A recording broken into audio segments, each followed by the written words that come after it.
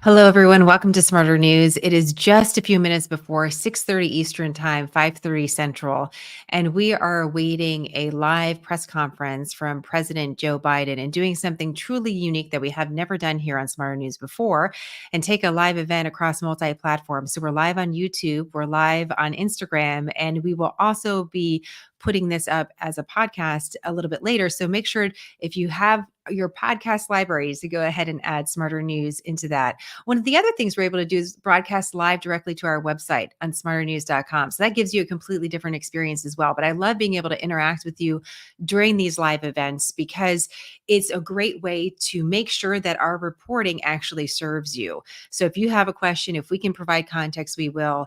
And if there's something that happens, we can experience it together and understand what additional research we should do to make sure that we are doing what we promise to do on Smarter News, which is quick, concise, nonpartisan information. I'm going to go ahead here and pull up what we're seeing right now on the screen, where this is what I'm looking at just from the White House news feed from YouTube.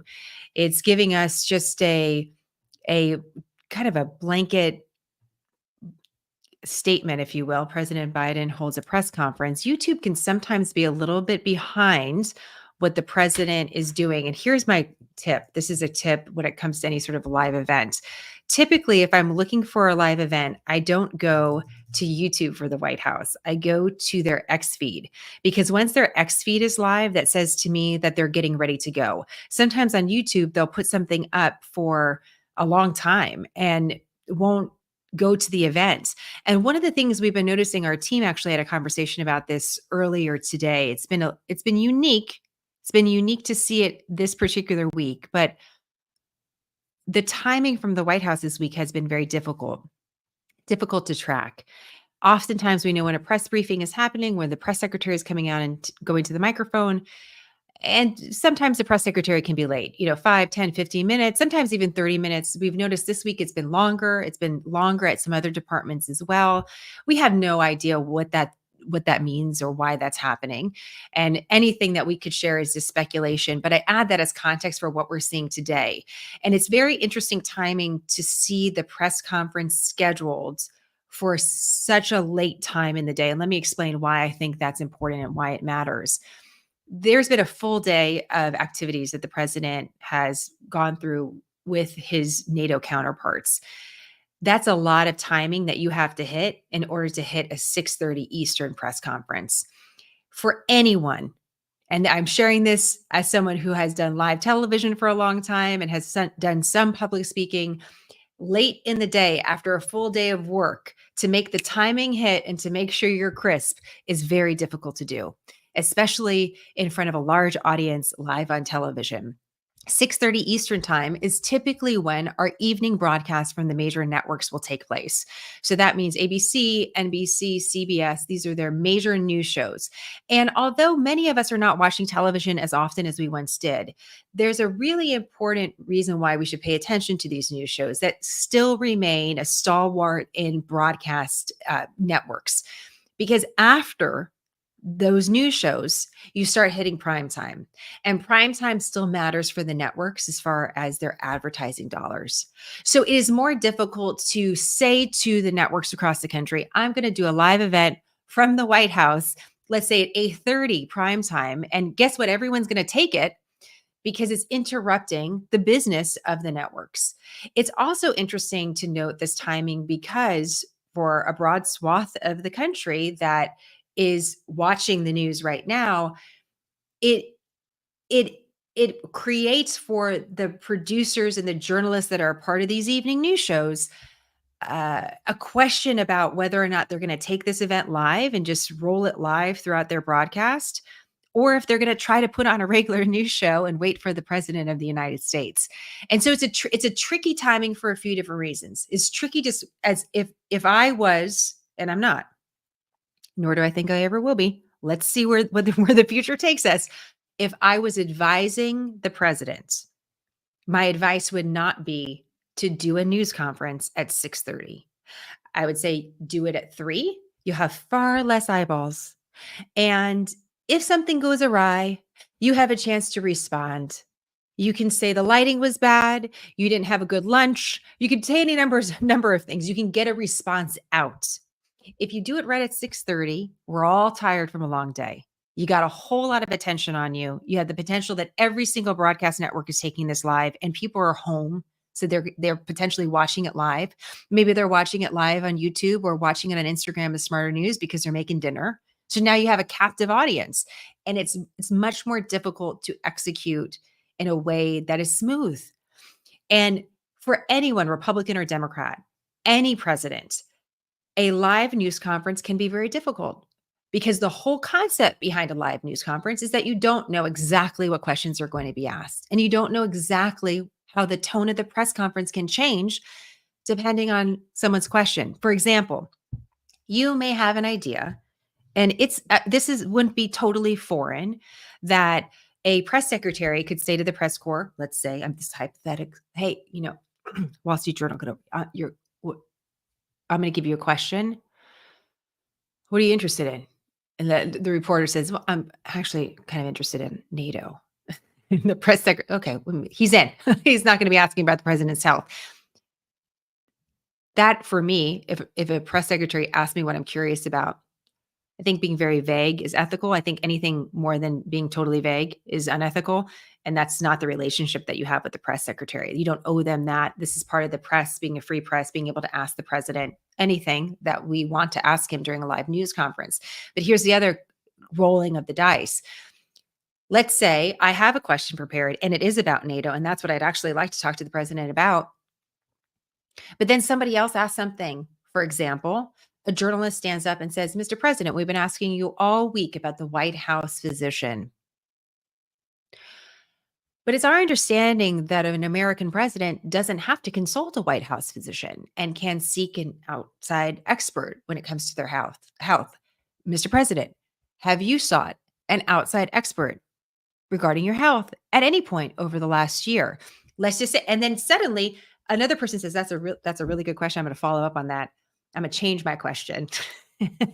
And then suddenly you have the press conference that suddenly the tone has completely changed. So a lot can happen during a live event, and they're very interesting to be a part of. And there's still some magic in a world that often feels contrived and superficial through social media. One of the things I love about being live with you and also watching live events is that no matter how much you try to manufacture them, there's still something that comes across authentic. You still have these moments that are real. And it's part of the magic of this technology. It was television at one time and now it's something else, that you start to really sense something that you can't totally describe, right? Have you ever watched a news broadcast in your home and there's someone on that broadcast part of the news team that you really like, or someone that you can't quite put your finger on that you don't like? It's just human nature. You're able to somehow, there's something about this that allows us to connect in ways that oftentimes we can't totally articulate.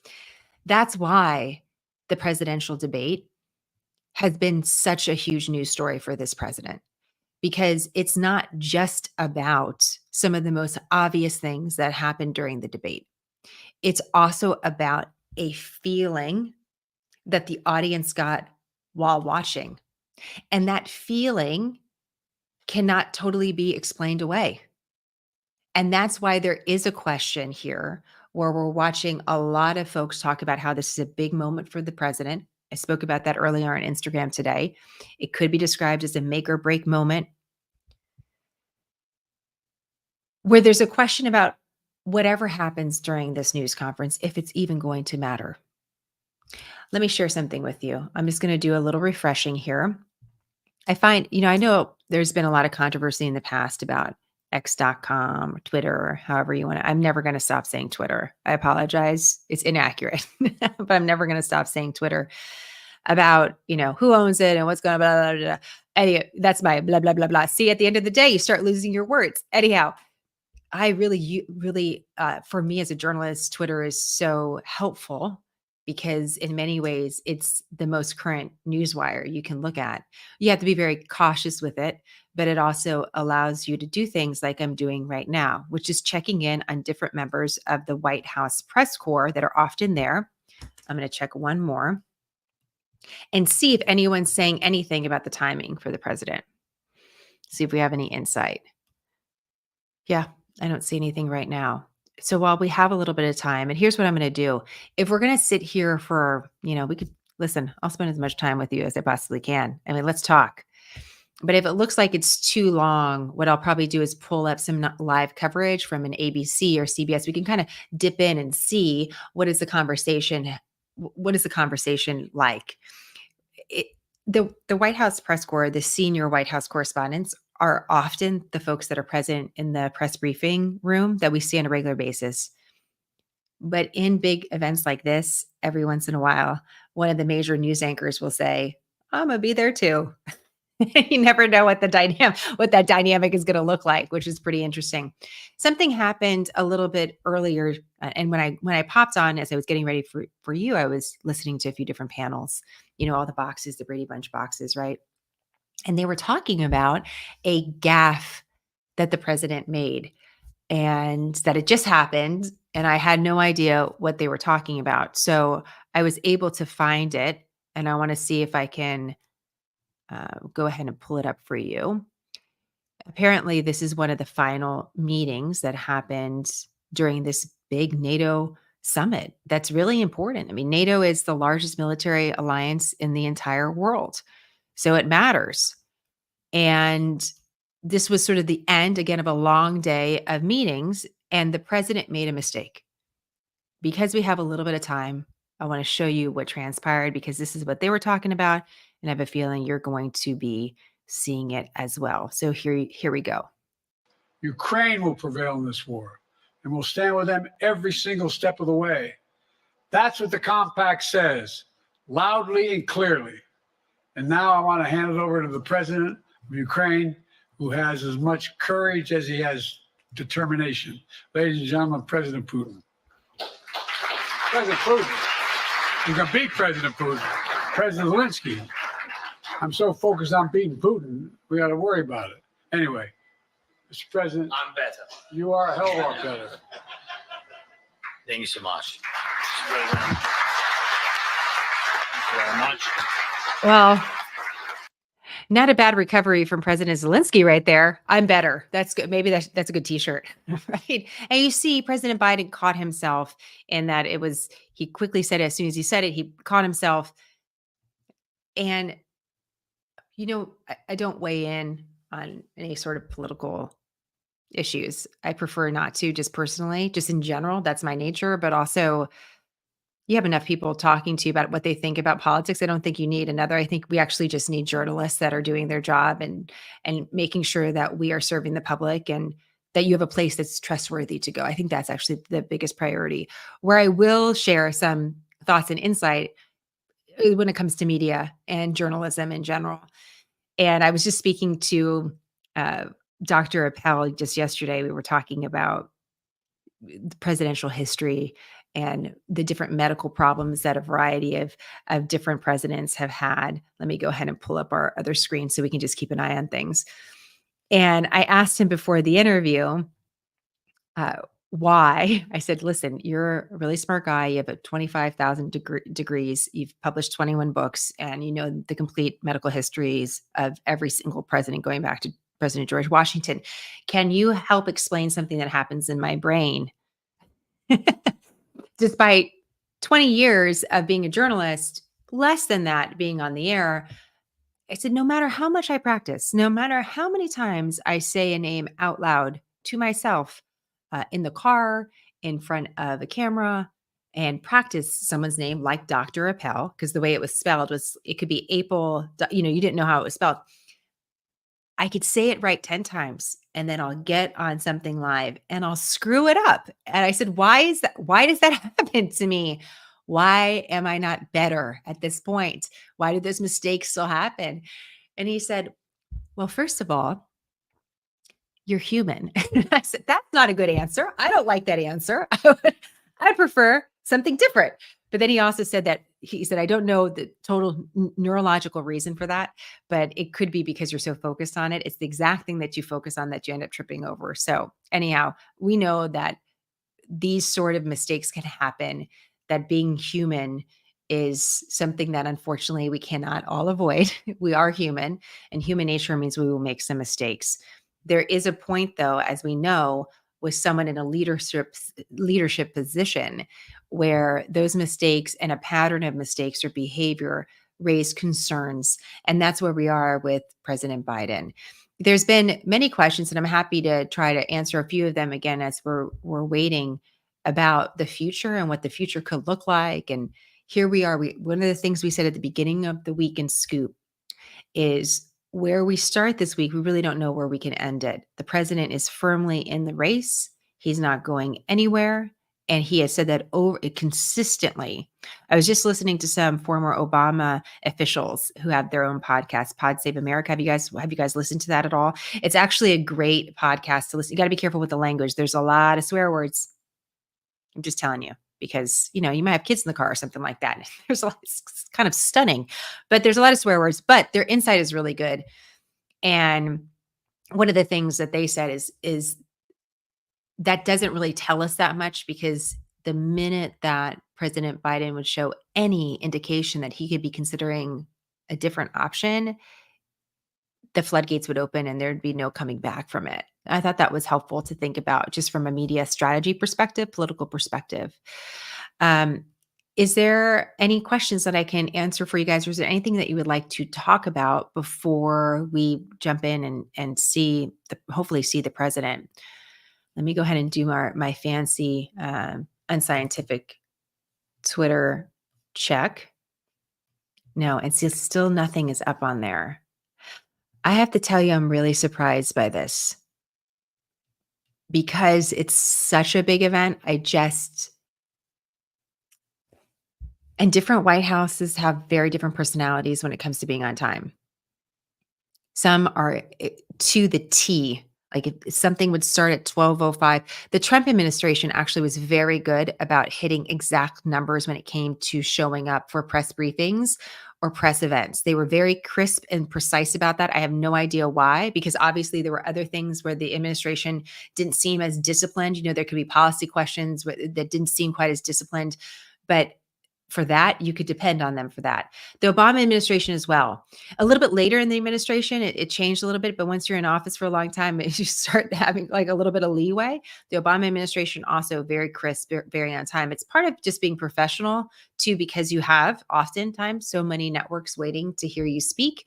And also it just is part of kind of running a business. And that's what, this isn't a business.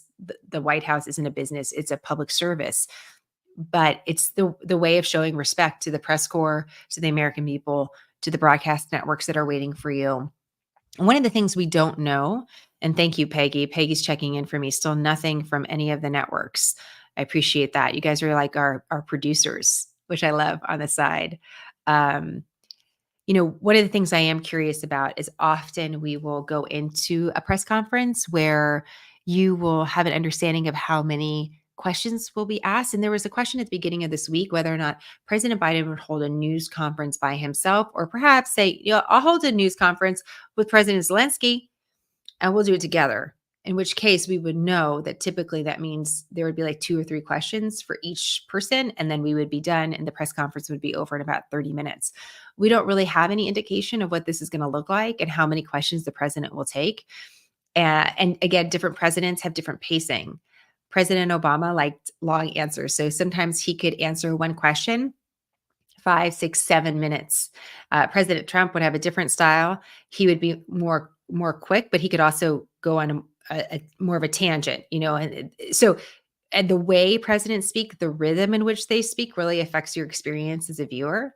So President Obama, again, I'm just comparing those because they're the 2 most recent ones. President Obama, long talk. He would talk like a professor. He would talk like a lawyer. Sometimes he would then tell you what else he wanted to talk to you about that isn't directly related to the question, but he was going to take his time. And so maybe you would go through an hour news conference and get through, 6, 7, 8 questions. You could be there for an hour and 15 minutes. There are times at our 2-hour show that I hosted, if we knew that the president was speaking, we wouldn't know if we would have any show because he would take such a long period of time. President Trump was a little bit different. He as you know how he talks as well. He'll say something and then he'll kind of go on a tangent and then you'll come back and then he'll give you a short answer, and you're not going to get a lecture, necessarily a policy lecture from President Trump. You're going to get something different. So all of that matters in how you experience the way someone presents information to you. And it's something as broadcast journalists that I've really had to practice as well, when we speak and how we speak and the pace in which we speak, so that we can hear you can hear me and I can hear what's going on. So let me go ahead and see if there's any questions. I wanted to share a couple of these things with you. Stephanie has a great question. Stephanie's helping me, by the way. Thank you, Stephanie. Stephanie's helping me with some of our Instagram audience as well, because I can see in front of me all the YouTube audience, and then I have to go to Instagram app to see everything else.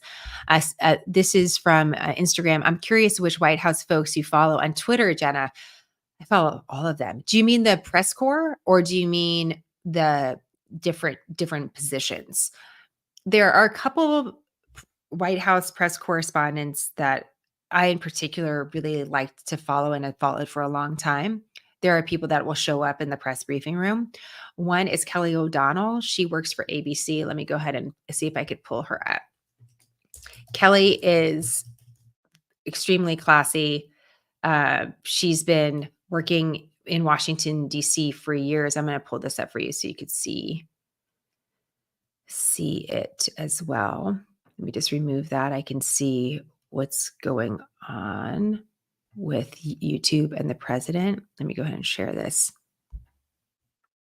You may recognize her. This is Kelly O'Donnell, senior White House correspondent for NBC News, president of the White House Correspondents Association from 2023 to 2024, which is a high-profile position amongst your peers in Washington, D.C. So she has more than 370,000 followers on X.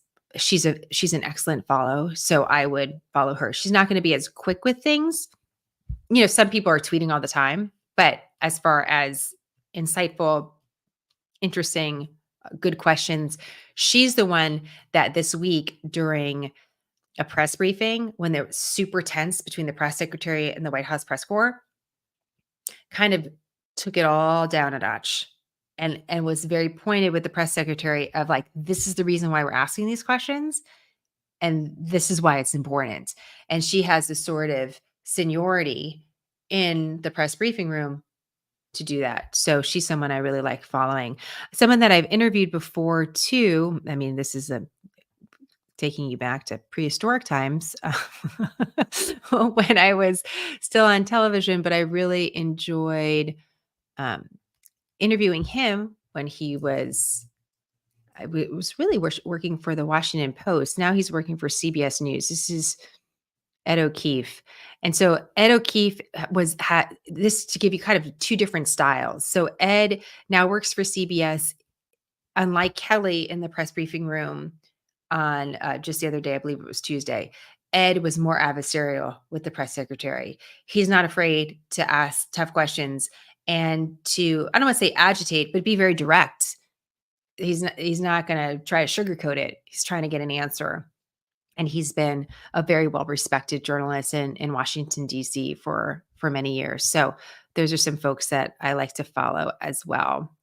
Let me go ahead. I want to pull up, let me stop that screen and bring up another one for you. Go back here. And as you can see, I mean, I think this has been on for, this screen has been on for a while. Let me go ahead and go to our Instagram as well. We can do some Q&A and then we can actually tap in. Here's ABC News. I see CBS is still not live, at least from what I can see here from my side. When you do watch television, do you have a choice? Is it CNN? Is it Fox? Is it ABC? Do you have a particular preference for the broadcast networks? Does that even matter to you anymore? But I'm curious about that. Okay, let me go back to Instagram here. I wanted to pull up on Instagram. I asked what questions you would like to ask the president as well. So Rebecca says, why does he want to be president? I think that's always the key question. It's the number one question you can ask a presidential candidate that will stump them. It's very bizarre. You just, I'm like, start there. Let's start there. But they do. They get like flustered when you get like a direct question like that. Let's see. Sarah says, let's see. Casey wants to ask, are you staying in the race because you would like to pardon your son? Yeah. Courtney is asking, why won't you let the next generation of leaders have a chance? Aaron wants to know, what's his actual motivation for staying in the race? Is it protecting his son? That's coming up, obviously. Wife or scandals? Some people just want a direct question. Do you have dementia? Interesting question here. Have you considered if you resign, Trump may also resign? The Republicans are enjoying a lot of time where no one is talking about them at all. And what's really interesting to think about is that next week we go into the Republican convention. In many ways, the wind is at the back of President Trump because although it's a question whether or not someone watched the debate and decided to switch their vote, or an independent watched the debate and felt suddenly motivated to vote for President Trump over President Biden, we don't really know. As we could look at these polls, but right now the polls, I mean, I just can't with the polls. They're immediately old as soon as we see them. And things change so fast. We have a long time before Election Day. But right now, the polls that you will often see referenced on the news by others will show that President Trump has momentum. And the Republican convention is going into a big week in Wisconsin, which is a very important swing state. But let's just play out a scenario. You know, I don't like to do it, but let's just play it out. That something happens with President Biden over the next couple days. Either he's going to Detroit tomorrow for a big event. Let's say he does an amazing job at the news. Let's just take a scenario. He does an amazing job at this news conference. Suddenly things are shifting back to his favor. He's doing a lot of events, so he's absorbing a lot of the media. There's still people asking questions about his health, so the media is still sort of focused there.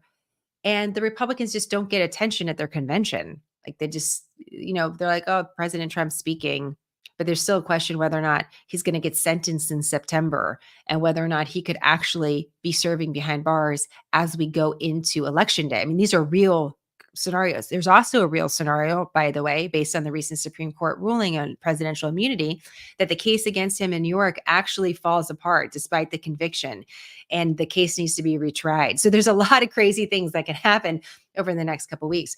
Let's say, and another example is that there seems to be some sort of major shift within the Democratic Party, and President Biden is going to make a major announcement about the future of his candidacy. And he decides to do that on Thursday when President Trump is speaking at the convention. Guess how many people are going to pay attention to President Trump?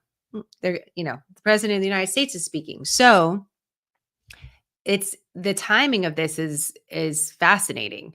And we still have questions too about the future of President Trump's candidacy because of these legal questions. Over the last 2 weeks, though, things have changed because of the Supreme Court ruling, and also just some questions about how a case could come to trial. For example, the case in Florida on classified material, that judge in that case has been asking a lot of questions at both sides. And there's just a lot of paperwork and logistics to figure out, which is why it's not moving fast towards the trial. So, I mean, these cases could be going on for years and years and years. One of you wants to ask about Project 2025. Would anyone else like to talk about Project 2025? I know it's a big topic for you guys. I did a deep dive on our podcast on Monday. I believe it's around minute 46. I could be wrong. I don't know where that number is coming from. In my mind, it could be a good number, could be a bad number, but I think it's actually a good number. Oh, they're saying 5 minutes. I'm telling you, have you worked in television before? For my Instagram audience, just so you know, Instagram may cut us off because Instagram likes to do that. So if we get cut off for any reason, you can jump over to smarternews.com, or to the YouTube channel, and you could watch along with us. I don't think YouTube will get mad at us. I think YouTube is gonna, let's just knock on wood, guys. I think YouTube is gonna stick with us. What we should watch for, I'm glad actually you brought Project 2025. We should watch for if the president mentions it in any of his answers for any reason. The Democratic Party really wants to talk about Project 2025.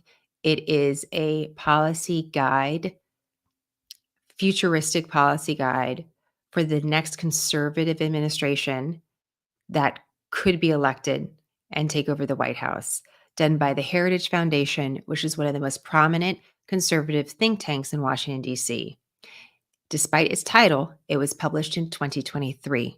So it's not new news, and the Heritage Foundation does this regularly every couple years to put their vision forward of what their ideals would look like in an administration. As a journalist, I use conservative or liberal think tanks periodically to get a quote from on different issues because they can be experts in their field with very different political points of view. But as far as doing a deep dive on Project 2025, I'd be very careful about that, as President Trump came out and specifically disavowed it. And the Heritage Foundation came out this week and specifically said they had no connection to President Trump. That doesn't mean that a conservative administration couldn't use some of these tips and tricks and people that are mentioned in this report.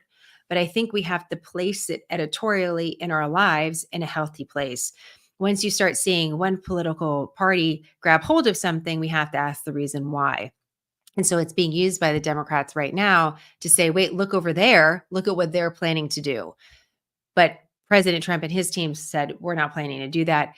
And is anything possible? Of course. Is it something to be aware of? Yes. Is it 900 pages plus? Yes, it is too. So I think we just have to make sure that we kind of keep our feet on the ground and have the right context for that. Okay, so I'm being told that they're preparing the podium. Let's see. Still don't see it up on X. That concerns me. Where are you guys watching it? Because I can pull that up too. Michelle, you're saying sound check. Where do you guys have it on? You guys are great. I really appreciate it.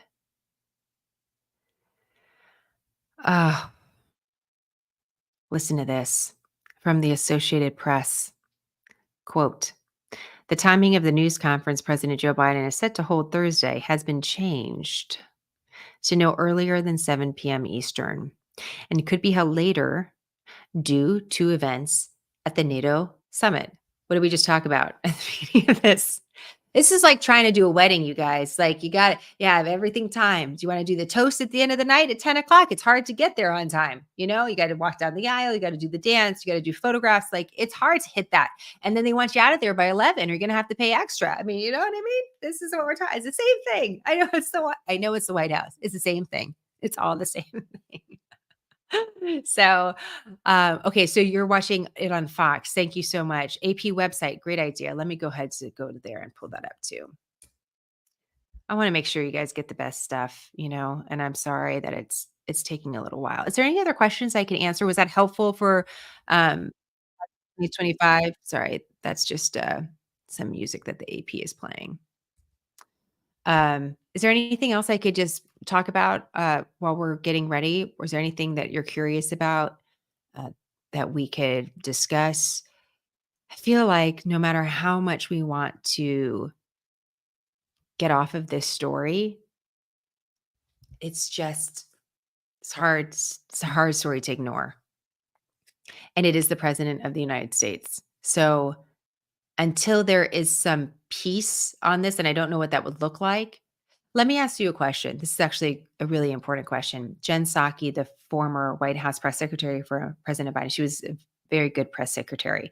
If you didn't like President Biden and his policies, she wouldn't be the most favored by you, but she was an excellent press secretary for President Biden and tough, just tough. Now she works for MSNBC. One of the things that she said is there's a question about what winning really looks like here. And I wonder for you, this is a question we often ask when it comes to foreign policy. It's a really powerful question to ask yourself on any number of topics in your own life. Like, what does winning really look like? What does it really look like to win here? So the question here is, what does this really look like for the president to win? But maybe we should ask for ourselves, what does winning look like for the American people? And I had another more optimistic thought. I'm going to share that while you guys send in some thoughts. Part of our system of government is created so that there's tension, so that it's purposeful, that there's tension between the different branches of government, that there's tension between lawmakers, that there's a rapid turnover in the House of Representatives, slower turnover in the Senate. The president changes every 4 years. The people have a role. Like the tension is purposeful, even though it's really uncomfortable. And sometimes we feel the stress and that at times the hatred coming from people that we don't even know that disagree with us. Part of that is the freedom of press, freedom of expression, and the tension that America has since its founding. And part of the reason for that tension was that we're not going to look like a monarchy, but that the founders believe that the tension is the way that you get to the next level, that the tension is healthy, despite the fact that it's hard.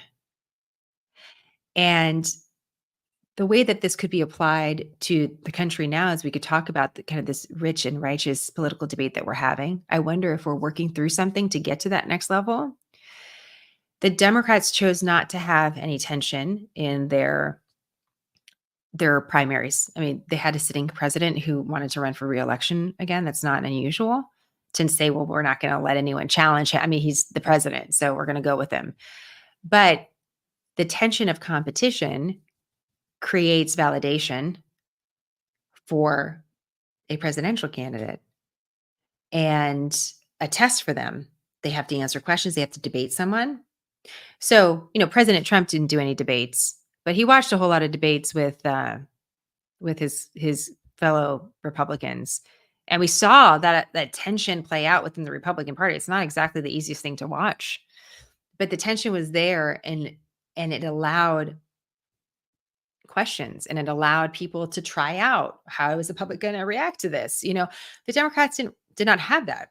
And so the first debate that we saw from President Biden was the one that we saw with President Trump. And the only recent one was the ones that we saw last election cycle, which, by the way, also go down in history as very tough debates to cover and to watch because they were at times very unruly. So, yes, I wonder, what does winning look like for the American people? Nicole says that's the better question. Winning for the American people. He is a public servant. Speaking of President Biden, if he is no longer serving effectively, he should no longer be there. We don't need him to win. Kristen said, however, you can have tension and civility. Exactly. If you look at the tension as a way of, I'm being tested to be better, like we're being tested to be better. Here's another from Sai. Is that your name or is that just the way you feel? I get it. I feel like, how many sides a day do I take? Yes, this will be a loss on both sides. We went beyond tension to destroying each other, each in and between parties across the media and internationally. That's what I think is really special about Smarter News. I just feel like we're in this really special space together where I see you guys fight in the comments on Instagram. Don't worry, I see it. It does make my heart race a little bit, but in general, what I see is typically, let's say there could be 100 to 200 people commenting publicly and 302,000 that are watching silently, and several thousand of you who are direct messaging me with really thoughtful questions and remarks and comments. So what we see in front of us sometimes I don't know is as accurate, but also in our particular platform, I'm so grateful for you and so proud of you because I know you come from really different points of view, but you still hang out together, which I think is really special. Miguel, in light of the tension you speak of in reference to the founders, do you think then that we've overblown the "we are the most divided we've ever been" talk? Have we always kind of been divided? Okay, Miguel, so listen to just follow me on this, okay? What we say that we're more divided than ever because the voting is so close in part. the winning is like a couple thousand votes in a couple swing states because it's so closely divided. But what if it's also true of Congress? Republicans have a slim majority in the House. Democrats have a very slim majority in the Senate. We're so divided. Or, Miguel, are we balanced? What happens if everybody on the news was talking about how balanced you are rather than how divided we all are? It is true. It's because we have basically 50-50 on either side. It's part of the reason why we have legislative traffic, because we can't get anything through because it takes compromise and no one wants to do that. But if you see what I'm saying? How interesting to just replace that word and think about it slightly different. Like, yeah, we've never been this divided because we got 49 and 51, but like, or are we really balanced? Maybe we're just like the healthiest we've ever been because we're so balanced, I mean, it's just a thought. It just shows you how much a word matters. And you have been told that we are the most divided that we've ever been for the last couple of years. I'm just wondering if the news just used a different term, how we'd feel. So Miguel, let me know what you think about that. Let's see. Thank you. That is an excellent point. Thank you. Thank you, Miguel. I appreciate you being here. I really do. All right, let's go ahead and check in again with I don't see anything, you guys. I apologize. Okay, we have a new post from the White House and has nothing to do. I'll show it to you. I'm like, nothing to do with what we're watching right now. Okay, let me show you. Here's a question for you. What do you think the White House wants to talk about? Let me pull up their X feed. Here's their post. That's NATO. 32 nations strong. Today, NATO is more powerful than ever. Okay, that's what we're looking at here from the White House feed. So usually they're going to pull up something that looks like their YouTube that will show that this is going to be broadcast out on their channels. So I'll be curious. Okay, Malia says the AP site has movement. Thank you, Malia. Let's go ahead and go over to that too. Just to double check. You're right. Now, in this, see if I could pull this up. It's been interesting today because there was a little bit of confusion about where the press conference was going to take. Originally, I saw reports that it was happening here at where the NATO summit was held, which is not at the White House. But then I saw a later report that it was going to go back to the White House. So that's interesting. I don't know if I just was making a mistake or if there's been a little bit of confusion. So typically in a press conference as well, you would have a pool camera. I say typically. What's typical anymore? I don't really know. But you would have a camera that has a main shot on the president. And it's different network each time. So it could be NBC, CBS. It doesn't really matter. It's the same camera people. Just like it's this very familiar journalist. Typically, it's the same team. And so let's say it's CNN's turn. So CNN will be established as the pool camera, and that means anybody from essentially around the world is going to be able to take from that pool camera feed. It's a way that you're not going to have 150 cameras in the room, everyone trying to get a shot and no one has a good one. So I'm curious about the shot that the AP has. I'm going to see if it's anywhere else. I don't see it on ABC News right now. I don't see it anywhere else. So that's just sort of interesting. That must be their own shot. You know where else we should check, you guys? Let's do it. I like this. This is a little bit like live detective work. Are you hanging on with me? I know. It's a lot. I appreciate it. Okay, let's check C-SPAN. Man, I have watched more C-SPAN over the last couple of years than I ever have in my life. It's just the C-SPAN actually is playing the quote unquote gaffe by the president. I say gaffe because it's the heart. I don't know. It feels like a weird word. For those of you who are just joining us, the president made a mistake just a short time ago. He introduced President Zelensky, the president of Ukraine, as President Putin. Obviously, that's a big mistake. So it's getting played over and over and over again. So it's also on PBS. Thank you, Jason. I appreciate this. Okay, Farrell has an interesting comment. I'm more centrist and don't like either candidate. I voted across party lines. I don't understand why the Democrats aren't jumping at the chance to capture moderates. They could have a clean slate. So, Farrell, did you read George Clooney's op-ed in the New York Times? I know. As soon as I say George Clooney, do you roll your eyes a little bit? Did that happen? Because I'm quoting a Hollywood celebrity. Because in my mind, I'm rolling my eyes because like, okay, but here's why I actually think that this article from George Clooney, this essay was really important. He's a major Democratic Party fundraiser. He himself talks about how he has hosted record-setting fundraisers. And his whole point was to come out and say, at a recent fundraiser, the president that everybody saw on the debate stage was the exact president that showed up at our event. And I'm concerned. So he basically confirmed what has been discussed because it was a closed fundraiser. It wasn't a public event. So we got like really weird iPhone video from it, but we didn't get like a pool camera.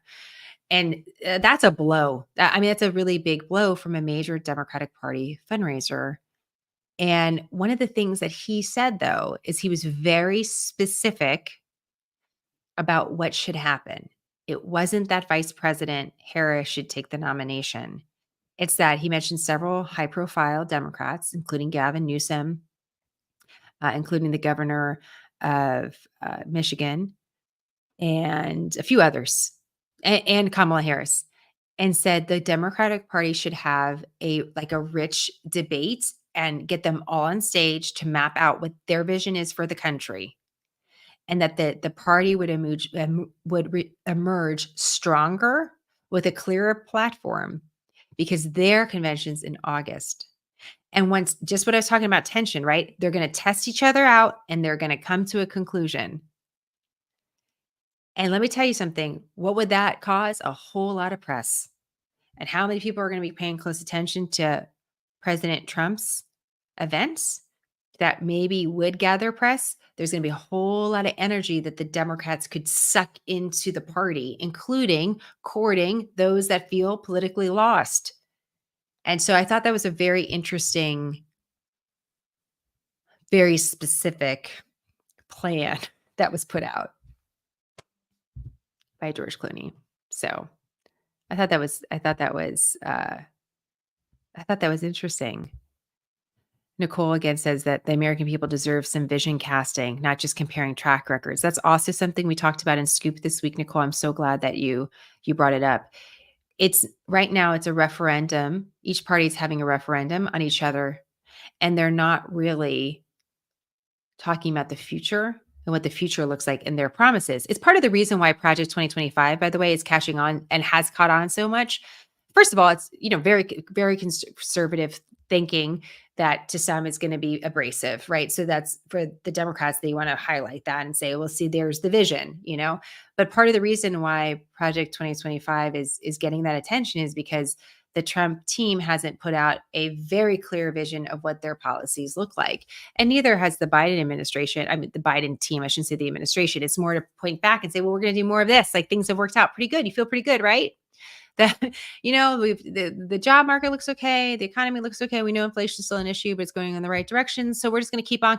Good plan. It's not super, super specific. And so when you're not specific, it allows other things to come in. So anyhow, that's part of what I think is going on here. Let me go ahead and back to Instagram now. Oh, that's very sweet. Liberated 104 on IG. I like that handle. I think maybe because you tell us the truth, Jenna, and you give us space to figure out how we feel about it, maybe that lends itself to a diverse audience. I really appreciate that. I just think people should tell you the news. And a lot of you get mad at me when I don't take a stronger stance on anything. But that's intentional because I'm not here to guide your decision. The camera's moving. What do you think that means? People are standing up. That means that they've gotten a 2-minute warning. When they're standing up, that means the audience, the major news networks have been told it's coming. So these people on the ground here, I'll pull it up. They're being told we're going to come to you live shortly, and you're going to have 30 seconds that you need to dance with us, or maybe 5 minutes. We don't know. because we think the president is coming. That's why they're doing it. So a lot of questions on Instagram about why George Clooney matters. I hope I was able to answer that. It's not that he's just because he's a celebrity and has a lot of money. It's not just that. It's because he himself has hosted some of the biggest blockbuster fundraisers for Democratic candidates for years. So when we're talking about record-setting fundraisers, tens of millions of dollars raised in one night, the reason why that has happened in the past is because of George Clooney inviting this is the elite and wealthy that he's able to invite. And so the fact that he came out, it's not like just quoting any celebrity. He himself is a well-known Democrat. He is opposed to Republican leadership, and he has made no qualms about that. And he has put himself in positions to affect who the main candidates are going to be based on the money. And you always have to follow the money. It's where is the money coming from? If suddenly all the money dries up for any of these candidates, we know they're out of the race. That's what we were looking at in the primaries. You had a whole bunch of Republicans, right? Remember that? You had a whole bunch of Republicans. Who's going to be the nominee? Is it going to be President Trump? I don't know. What were we watching? We were watching to see when campaigns would start to run out of money. When the money dried up, that means they had no support and they could not continue, because at a certain point, this is all about money and who has the operation on the ground to get out the vote or to get in front of people and to support the team. So this is why he matters. It's not because of what's the movie that he's been in? What's the last movie he was in? I don't even know. It's because of that. It's because of the money. So I hope that's helpful. I know it's not something that I would know off the top of my head, like, oh yeah, George Clooney, amazing political fundraiser. I wouldn't know that. So yes, there you go. That's funny. Some of you are like, George Clooney? Oh, Oceans. Yes. Good movie. Good movie. Right? Good movie. Okay, there's people walking out. I don't know who those are. The security. Okay, that looks like, do you see the people coming and taking a seat in the front there? Don't know if those are members of the administration. Most people have sat down, but I still see a few standing up. Did you see that woman? She was holding up a paper like this. Sometimes you do that for your cameraman to white balance. Cameras are so smart now. But if you have a white piece of paper, it helps you color correct to make sure everything's super crisp. And so sometimes when you're standing away from a cameraman, you do that.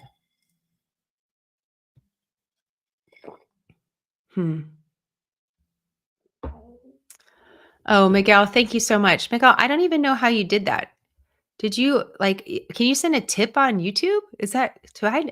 What is this strange new world that we're part of? Miguel said, I know you'll all have hundreds of thousands of subscriptions soon enough and won't be able to interact with us like this. In the meantime, thank you. That means a lot to me, Miguel. Thank you. I actually think this is the way that Smarter News should interact with you. Like, I love this. I'm sad that you've had to hang out with me talking to myself for 53 minutes. But in the meantime, my husband has the kids. My phone's on do not disturb. I mean, I'm living my best life right now. You know what I'm saying? It's Thursday night. Let's go, guys. How many hours can we do this? This is going to be great. Michelle, do you want to work for Smarter News? Michelle's like, those are cabinet members coming in. Thank you, Michelle. I can't see. It's a little far away for me to see. So I can't see. I'm telling you, you guys. You're really good at this. I'm going to go back to my cheat to the White House. Still not up, guys. It's still not up on X. I don't know. I don't know what to tell you. Thank you, Farrell. It's been 53 minutes. It doesn't seem like it. I know. Okay, well, let me see what else I can grab for you guys for some of the things that you'd like to hear about. Actually, one of you had a good questions. Stephanie, thank you.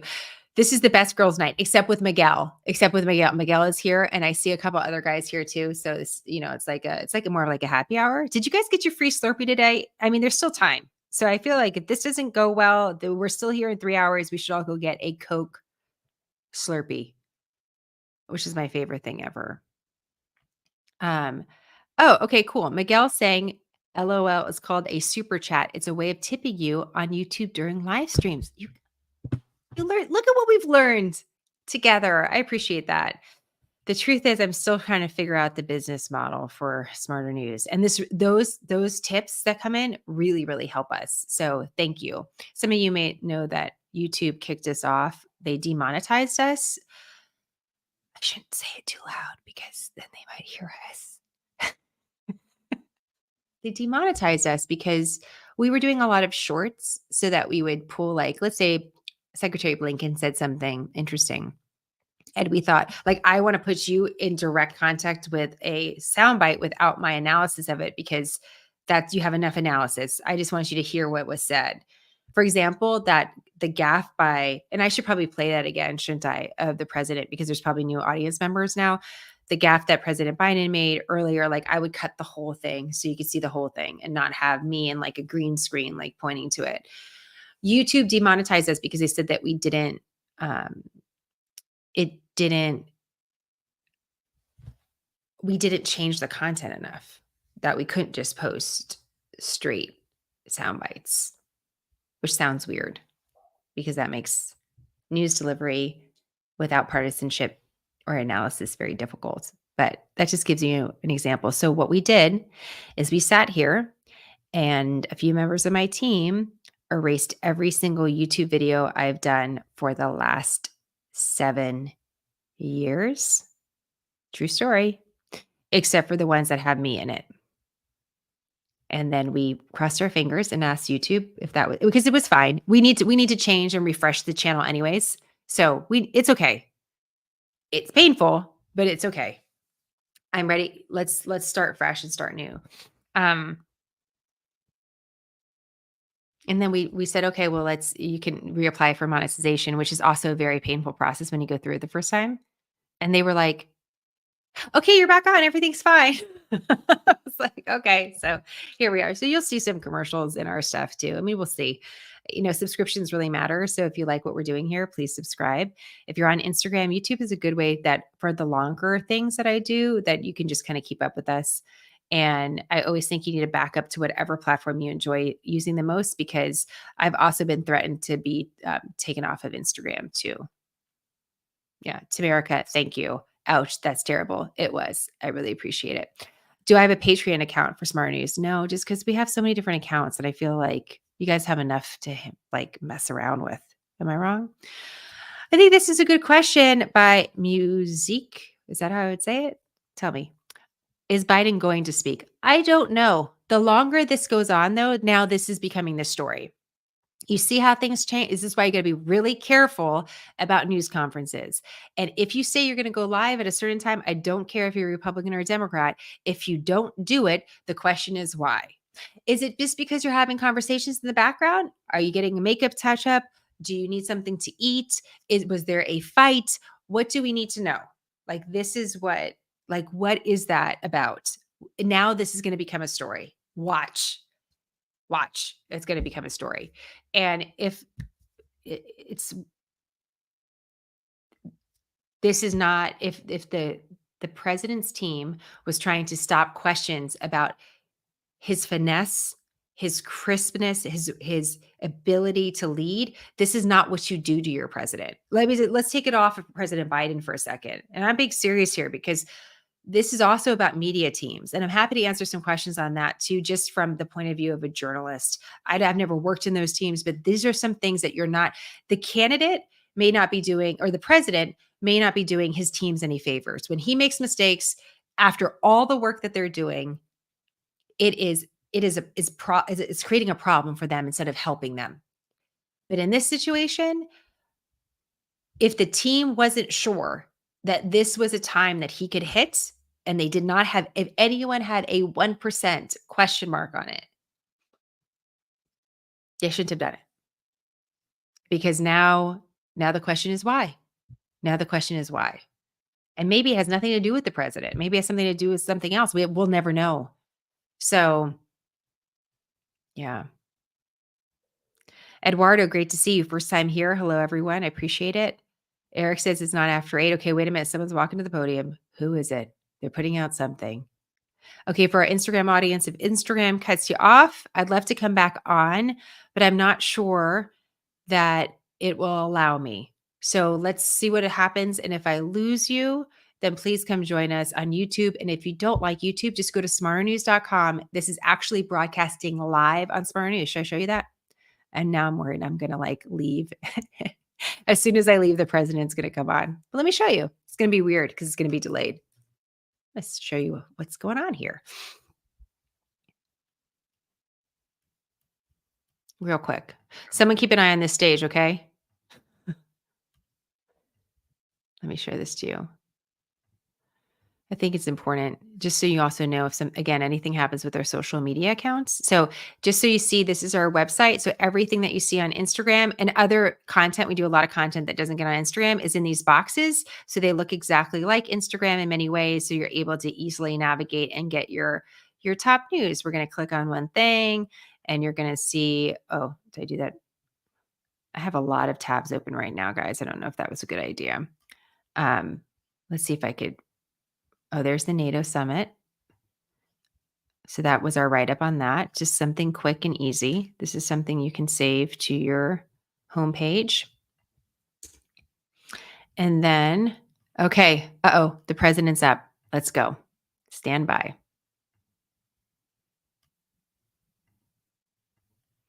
I can see him out of the corner of my eye.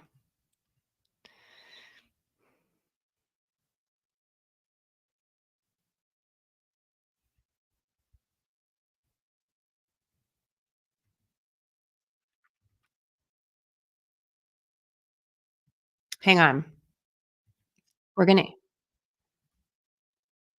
We are going. I know. Stand by. I want to take it from the president's, from the White House itself. So especially momentous because it represented the 75th year, the most important military defense alliance in the world's history of the world. We should never forget that NATO grew out of the wreckage of World War II, the most destructive war in history. The idea was to create an alliance of free and democratic nations that would commit themselves to a compact of collective defense. Standing together, they knew we'd all be safer. An attack on one would be treated as an attack on all. And it's worked because a would-be aggressor knows if they attack one of us, they'll be attacked by all of us. Sending that message is the best way to deter aggression and prevent wars in the first place. For those who thought NATO's time had passed, they got a rude awakening when Putin invaded Ukraine. Some of the oldest and deepest fears in Europe roared back to life because once again, a murderous madman was on the march. But this time, no one cowered in appeasement, especially the United States. We collected intelligence that Russia was planning to invade Ukraine months before the invasion. I directed the intelligence community to be a significant amount of intelligence be declassified so I could start building an international coalition to oppose the invasion. Then in February, some of you remember, I warned the world that the invasion was imminent. I rallied a coalition of 50 nations from Europe to Asia to help Ukraine defend itself. Many foreign policy experts thought as Putin amassed Russian forces just 100 miles north of Kyiv, the capital of Ukraine, but Putin thought it was the mother home of Russia. The capital would fall in less than a week. But the Ukrainian people, backed by a coalition to help build, stopped them. Today, Kyiv still stands, and NATO stands stronger than it has ever been. During the week of this summit, several heads of states made it a point in their statements to thank the United States and to thank me personally for all that NATO has achieved. NATO is not only stronger, NATO is bigger because we led the charge to bring in Finland and Sweden into the alliance. And it makes a gigantic difference. Excuse me. Meanwhile, my predecessor has made it clear he has no commitment to NATO. He's made it clear that he would feel no obligation to honor Article 5. He's already told Putin, and I quote, "Do whatever the hell you want." In fact, the day after Putin invaded Ukraine, here's what he said. It was genius. It was wonderful. Some of you.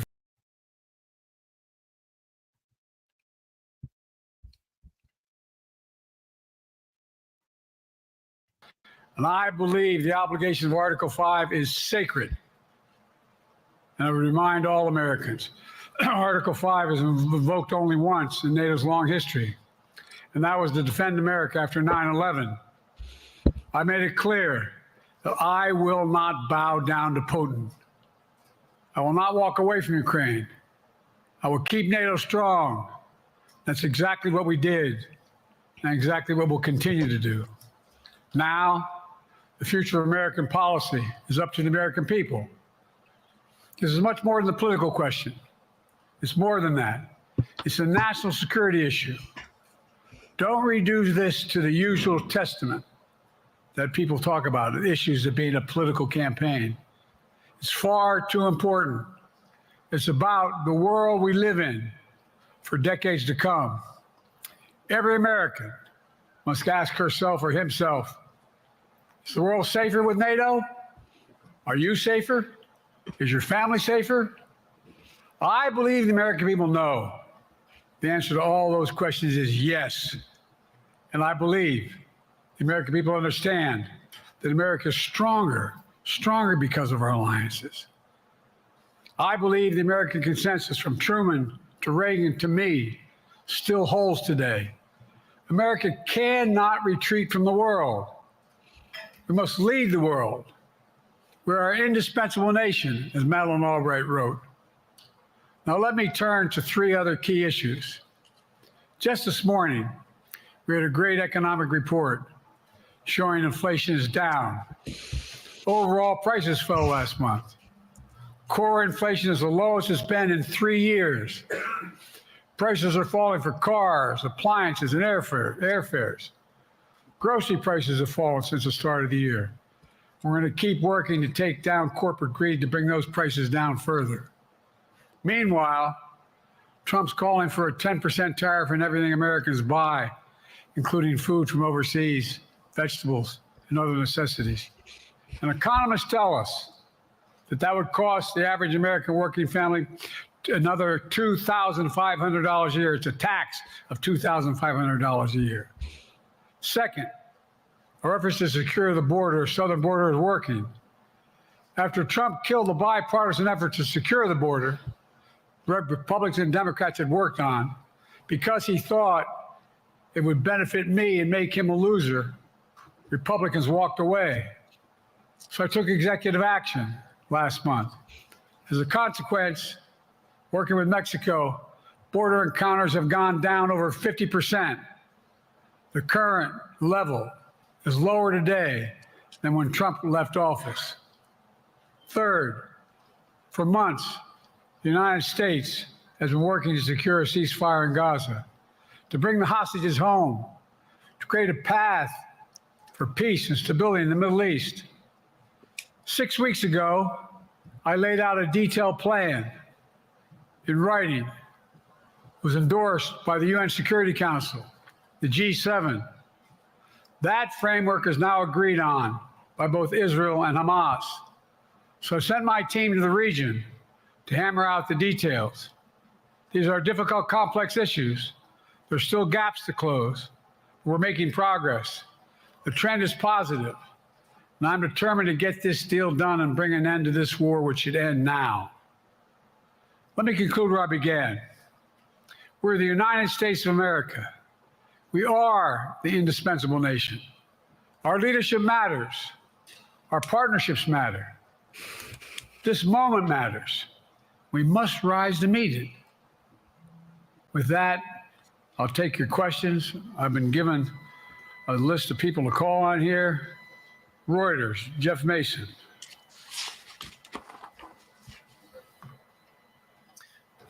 Mr. President, your political future has hung over the NATO summit a little bit this week. Speaker Pelosi made a point of suggesting that your decision on whether to stay in the race was still open. George Clooney and a handful of lawmakers have called on you to step aside. Reuters is reporting tonight that UAW leadership is concerned about your ability to win. UAW just endorsed me, but go ahead. Thank you. My question for you is, how are you incorporating these developments into your decision to stay? And separately, what concerns do you have about Vice President Harris's ability to beat Donald Trump if she were at the top of the ticket? Look, I wouldn't have picked Vice President Trump to be vice president, that I think she was not qualified to be president. So let's start there.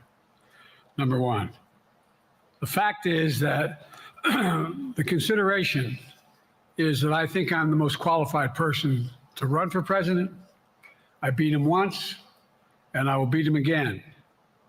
Secondly, the idea, I served in the Senate a long time.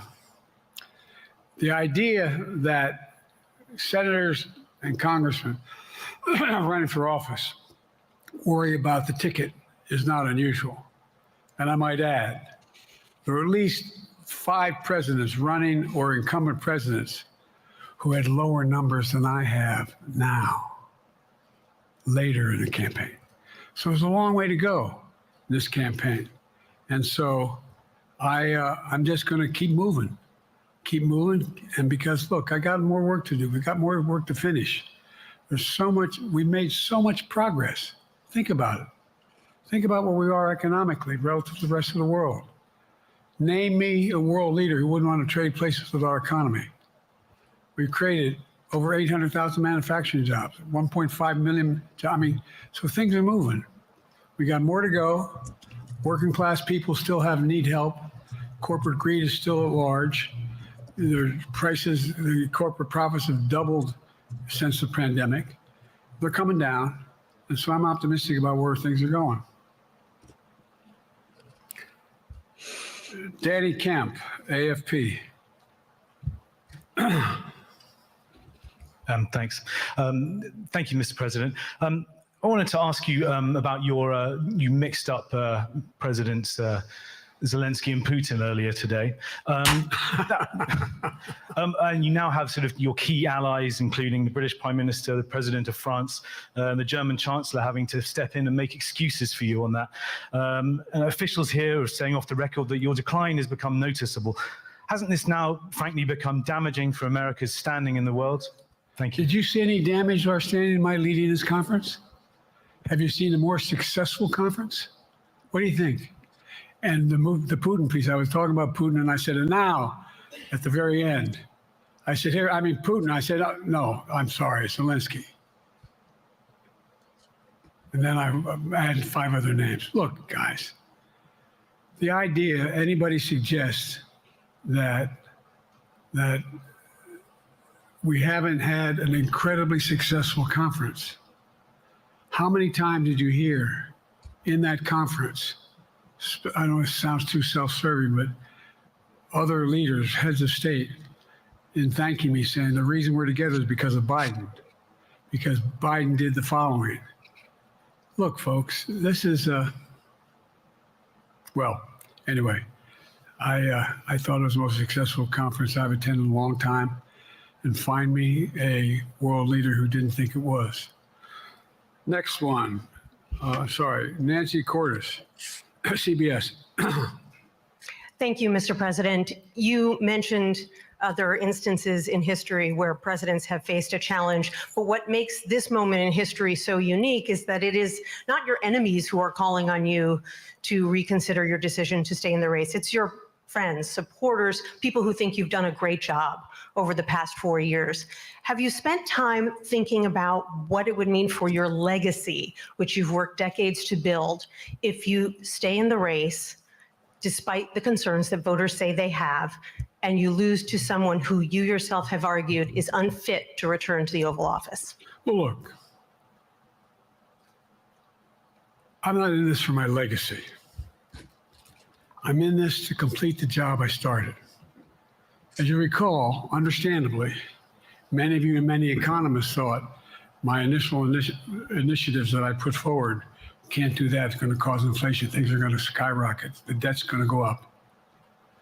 What are you hearing now from mainstream economists? 16 economic Nobel laureates said I've done a hell of a job.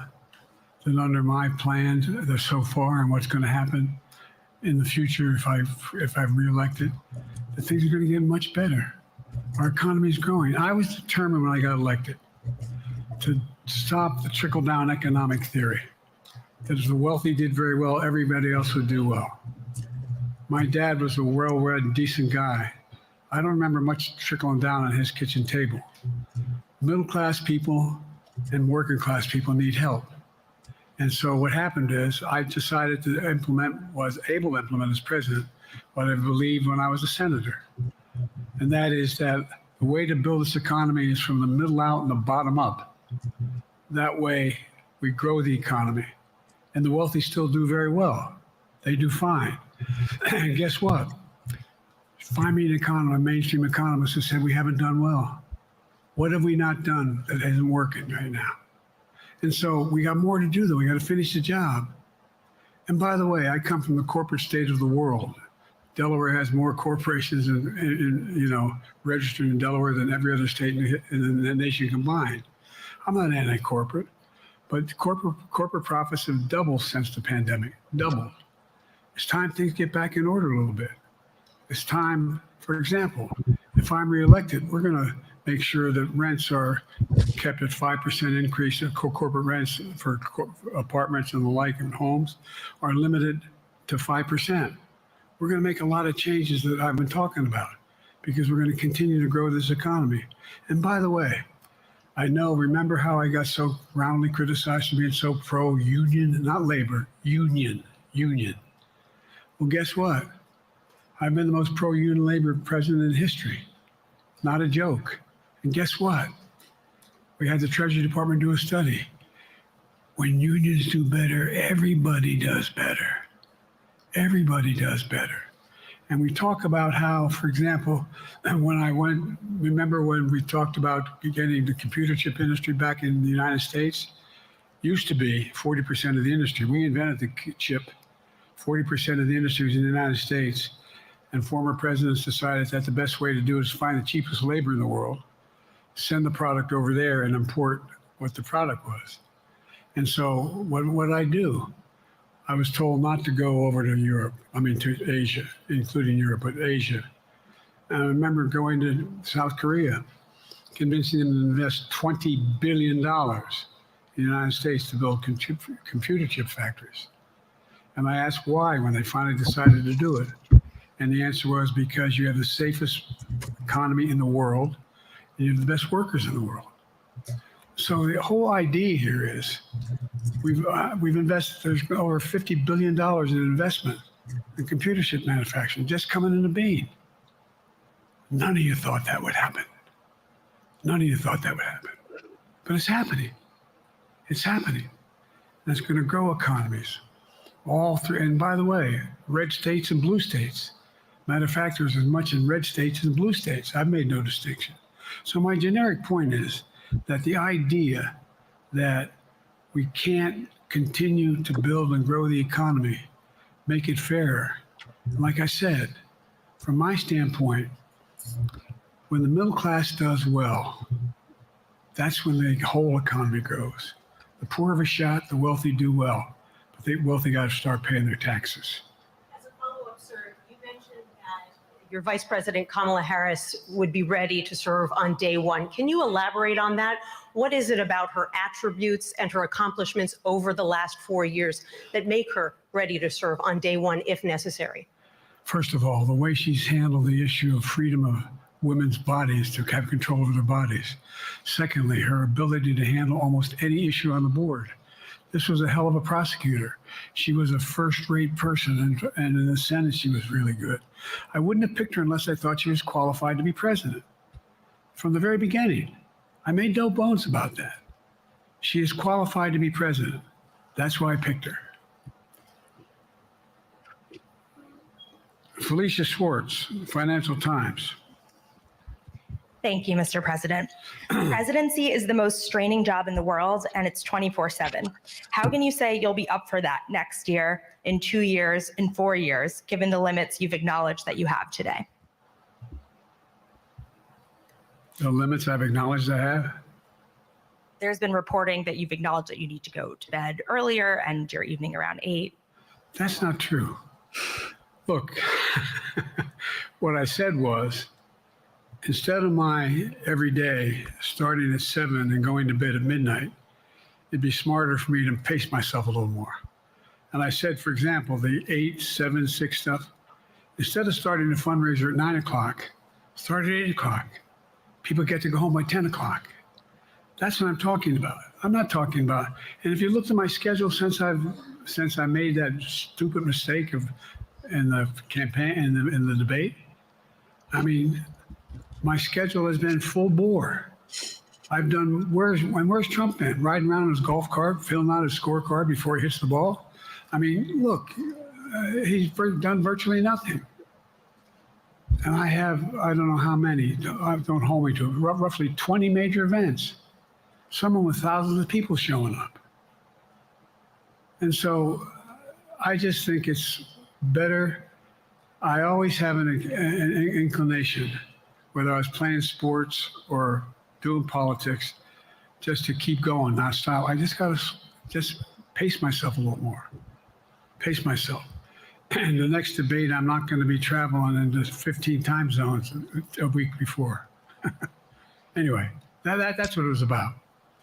That's what it was about. And by the way, even with that, I love my staff. They add things all the time. At the very end. I'm catching hell from my wife for that. Anyway. I'm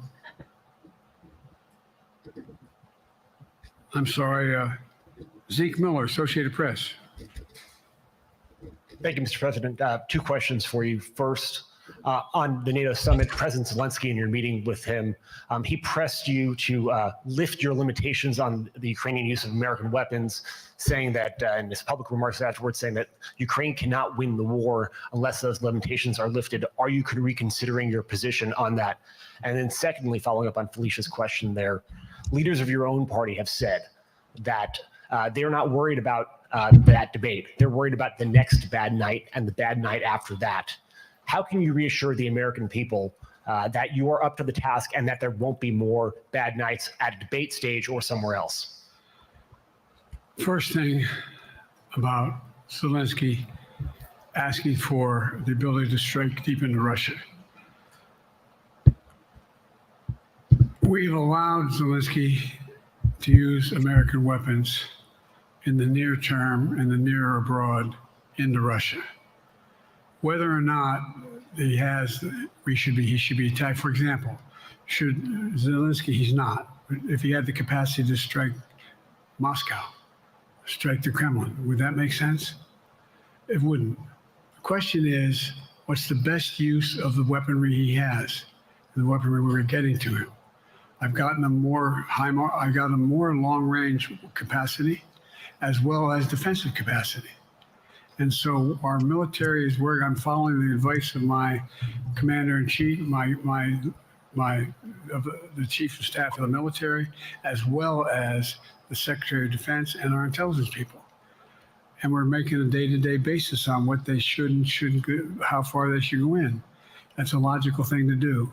Second question related to bad nights, sir. How can you reassure the American people that you won't have more bad nights, whether they be on a debate stage or it's a matter of foreign policy? Well, I tell you what, the best way to assure them is the way I assure myself. And that is, am I getting the job done? Am I getting the job done? Can you name me somebody who's gotten more major piece of legislation passed in 3.5 years? I created 2,000 jobs just last week. So if I slow down, I can't get the job done. That's a sign that I shouldn't be doing it. But there's no indication of that yet. None. Who we got here?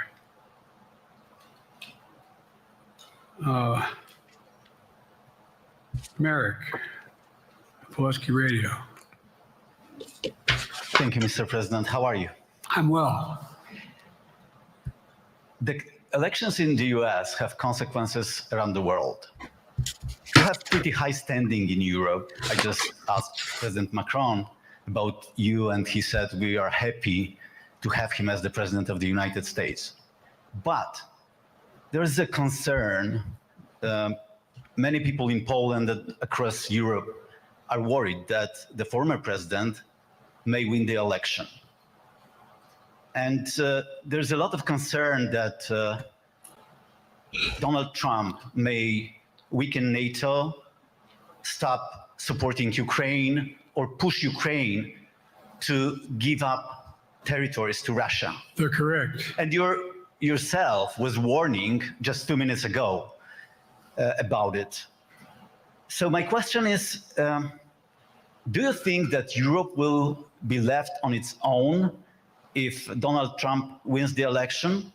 And what's your advice to European leaders to prepare for possible US disengagement? Well, look, I think, how can I say this without sounding too self-serving? I've not had any of my European allies come up to me and say, Joe, don't run. What I hear them say is, you've got to win. You can't let this guy come forward. It'd be a disaster. It'd be a disaster.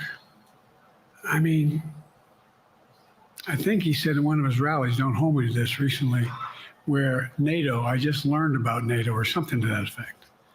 Foreign policy has never been his strong point. And he seems to have an affinity to people who are authoritarian. That worries, as I tell you from Poland, that worries Europe. That worries Poland. And nobody, including the people of Poland, think that if he wins in Ukraine, he's going to stop in Ukraine, that that's going to be the end of it.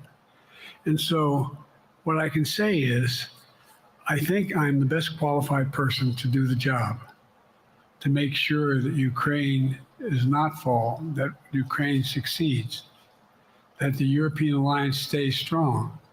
You may recall, no one was talking about Finland joining NATO. I remember talking to Putin right after we got elected in Geneva, and he was talking about what we should do. We couldn't be in Eastern Europe, et cetera. And I said, you're looking for the Finlandization of Ukraine, because you're going to get the NATOization of Finland. And about 4 weeks later, I got a call. No, that's not true. Probably 5 months later, from the president of Finland, could he come and see me? Because in my office, I invited him to the Oval Office. We sat down and talked. He said he wanted to join NATO. Could I help? And I did. It wasn't automatic. And then I got a call from the Swedes. I beg your pardon?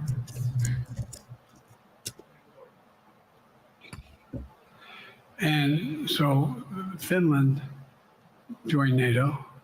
800-mile border is a significant, and they're already allies, but they weren't part of NATO. And you heard, I think you heard, maybe, I can't recall what he said in public in our closed meeting, but he wouldn't mind it being repeated. He said, we decided in Finland, the people of Finland decided they had to be part of NATO. It was in our interest because of the joint ability to be together to dissuade any attack on Finland. And the same thing with Sweden. It took a lot of selling to some folks, particularly in Turkey and other places, to agree to the expansion. But it expanded. And we're a hell of a lot stronger because of it. We're more secure because of it. And by the way, I was able to get 50 other nations, 50, to support Ukraine. 50. And we were able to bring about a coalition of Europe and Asia, Japan and South Korea. I just met we talked about AUKUS, and we talked about the relationship between Australia, New Zealand, Japan, South Korea, the United States. We're making the world safer and stronger because we have to deal with the new arrangement that exists in the world. The Cold War is over. The post-war era is over. What is going to replace it? And I respectfully suggest I have a pretty good idea what that should be. I've convinced a lot of people to follow it. And we're just going to get stronger. David Sanger. Where's it? Thank you, Mr. President. Be nice, David. Mr. President, the NATO declaration that was issued yesterday was very notable because it described China as a decisive enabler of the war in Ukraine for its provision of critical goods to the Russians. That's part of a broader partnership that seems to have cemented in place in the past 2 or 3 years. I think one that you were a little bit doubtful of when we asked you about it some time ago.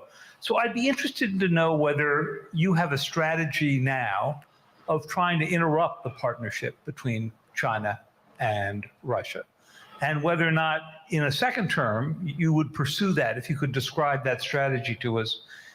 And along the way, could you also tell us whether you think, just to follow up on Felicia's question, that if you were in a room with Vladimir Putin again, the way you were 3 years ago, or with President Xi, that a few years from now you will be able to go negotiate with them, handle them one-on-one? Well, the first part of the question is, we discussed and I raised in the NATO summit, and others raised, the future of China's involvement, what they're going to do, what they're doing with Russia in terms of accommodating, facilitating them. They're getting access to additional, they're not supplying weapons themselves, they're supplying mechanisms for them to be able to get weapons. And China's position is basically, and I've spent more time with Xi Jinping than any world leader has, over 90 hours since being vice president all the way through, for real. And by the way, I handed all my notes. But my point is that Xi believes that China is a large enough market that they can entice any country, including European countries, to invest there in return for commitments from Europe to do A, B, C, or D, or not to do certain things. What's happened is we had a long discussion about what we have to make clear. China has to understand that if they are supplying Russia with information and capacity, along with working with North Korea and others to help Russia in armament, that they're not going to benefit economically as a consequence of that by getting the kind of investment they're looking for. And so, for example, we're in a situation where we've reestablished direct contact with China after that, remember the balloon, quote unquote, going down, and all of a sudden things came to an end? Well, we set up a new mechanism. There's a direct line between Xi and me, and our military has direct access to one another, and they contact one another when we have problems. The issue is that we have to make sure that Xi understands there's a price to pay for undercutting both the Pacific Basin as well as Europe, and as it relates to Russia and dealing with Ukraine. And so for example, if you want to invest in China, as you know this area really well, if you want to invest in China, you have to have a 51% Chinese owner. You have to make sure that you do by their rules, and you don't have the authority, and that you have to provide all access to all the data and information you have. There was a while there, as you recall, in the last administration and other administrations, where the access to that market was enticing enough to get companies to come in because they had access to over 1 billion people in a market, not 1 billion, but a lot of people in the market. And so they were doing it. But that got curtailed when we started saying we're going to play by the same rules. For example, the idea they don't abide by the international rules related to subsidizing products by the government funding. So guess what? They're not going to be able to export their electric vehicles to the United States without a significant tariff. Others are doing the same thing around the world. But it is a concern. It is a concern that you have both China North Korea, Russia, Iran, countries that are not necessarily coordinated in the past, looking to figure out how they can have impact. Interrupt that impact? Yes, I do, but I'm not prepared to talk about the detail of it in public. And I think you'll see that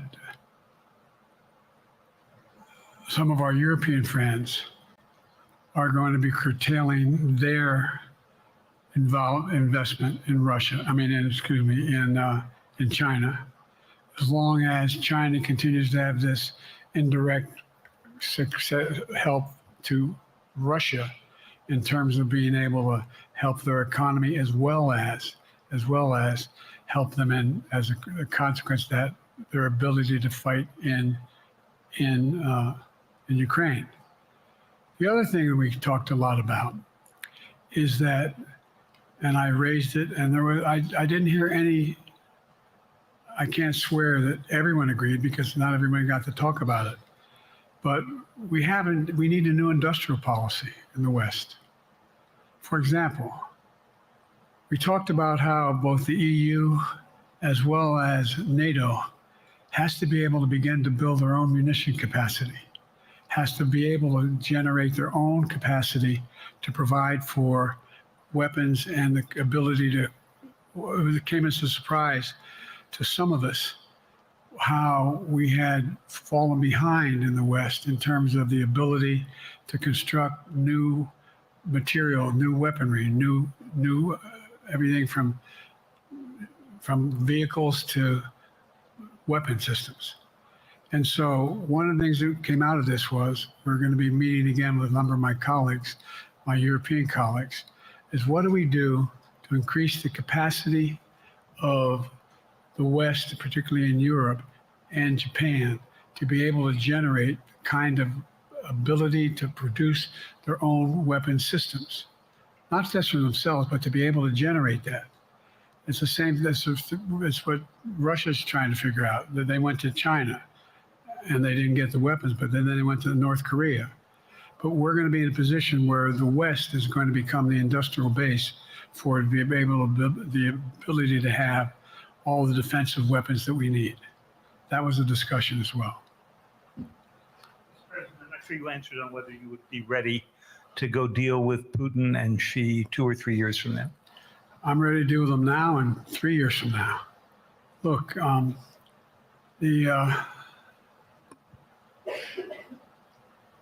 like I said, I'm dealing with Xi right now and direct contact with him. I have no good reason to talk to Putin right now. There's not much that he is prepared to do in terms of accommodating any change in his behavior.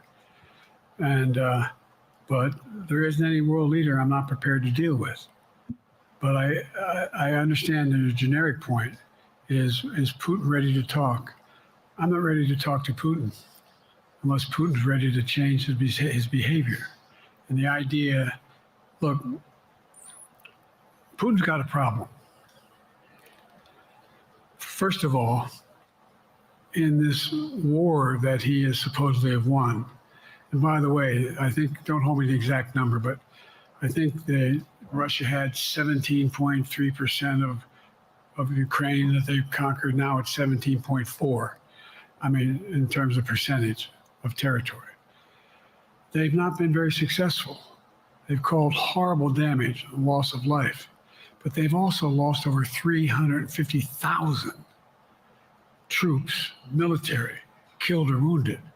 They have over 1 million people, particularly young people with technical capability, leaving Russia because they see no future there. They've got a problem. But what they do have control of is they are very good at controlling and running the public outcry that relates to how they use mechanisms to communicate with people. They lie like hell to the constituencies. They lie like hell about what's going on. And so the idea that we're going to be able to fundamentally change Russia in the near term is not likely. But one thing for certain, if we allow Russia to succeed in Ukraine, they're not stopping in Ukraine. I recommend, I know you know this because you've written about it, read Putin's speech after they moved in, what it was all about in Kyiv. It wasn't about just, anyway, read what his objective is. And anyway, but so I think that I'm prepared to talk to any leader who wants to talk, including if Putin called me and wanted to talk. Last time I talked to Putin was trying to get him to work on an arms control agreement related to nuclear weapons in space. That didn't go very far. So my point is, I'm prepared to talk to anybody, but I don't see any inclination. There is an inclination on the part of the Chinese to keep in contact with me because they're not sure where this all goes. And look what's happened in Asia. We have strengthened the Asian Pacific area more than anyone else has. We just put together with today. I asked our NATO allies that we bring on the group from the South Pacific, Australia, New Zealand, Japan, Australia. I already mentioned Australia. And I met twice now, I think, with the 14 leaders of the Pacific Island nations. And we've slowed down what's going on there. We've slowed down China's reach. But there's a lot of work to do. This is a moving target, and I don't take it lightly. Assam from NPR. Thank you, Mr. President. Asma Khalid with NPR. I have two questions. Earlier, you spoke about the ceasefire plan between Israel and Hamas.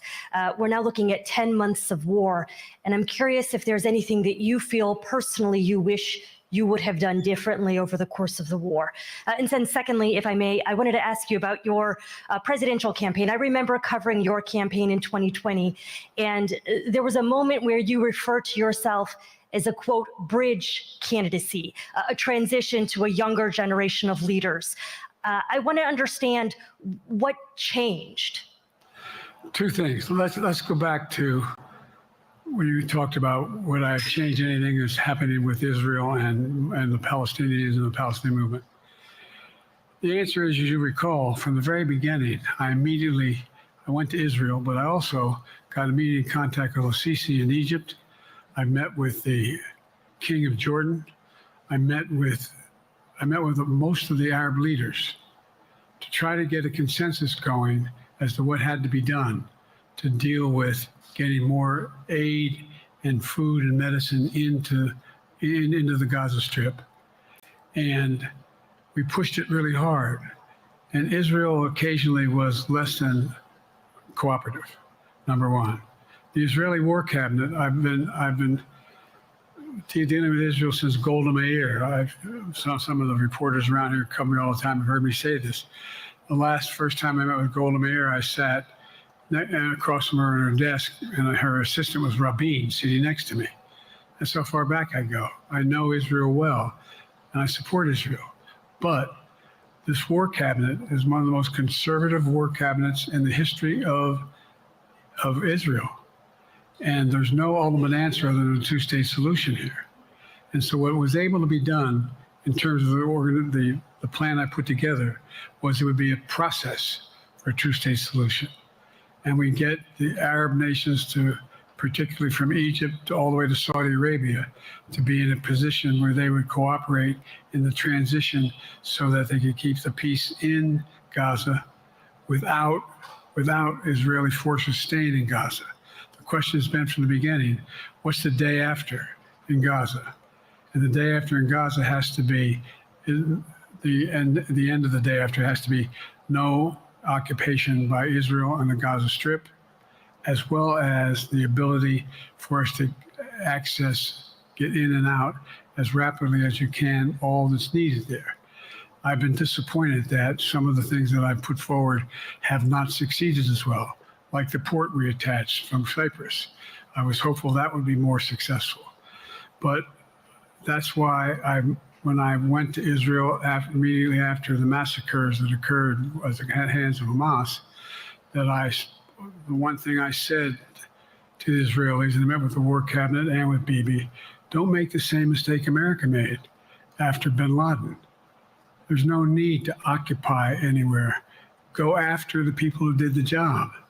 You may recall, I still get criticized for it, but I was totally opposed to the occupation and trying to unite Afghanistan.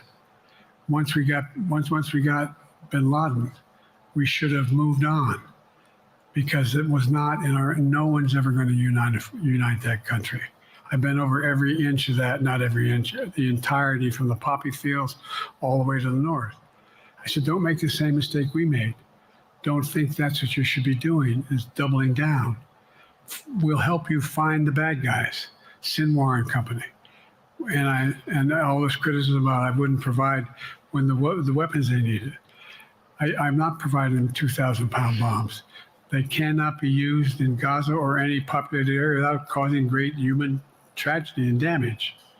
But remember what happened when you had the attack on Israel with rockets and ballistic missiles. I was able to unite the Arab nations as well as Europe, and nothing happened. Nothing got hurt. It sent an incredible lesson to what was going on from the Middle East. So there's a lot of things, in retrospect, I wish I had been able to convince the Israelis to do. But the bottom line is we have a chance now. It's time to end this war. Doesn't mean walk away from going after Sinwar and Hamas. And if you notice, you know better than most, there is a growing dissatisfaction on the West Bank from the Palestinians about Hamas. Hamas is not popular now. And so there's a lot of moving parts.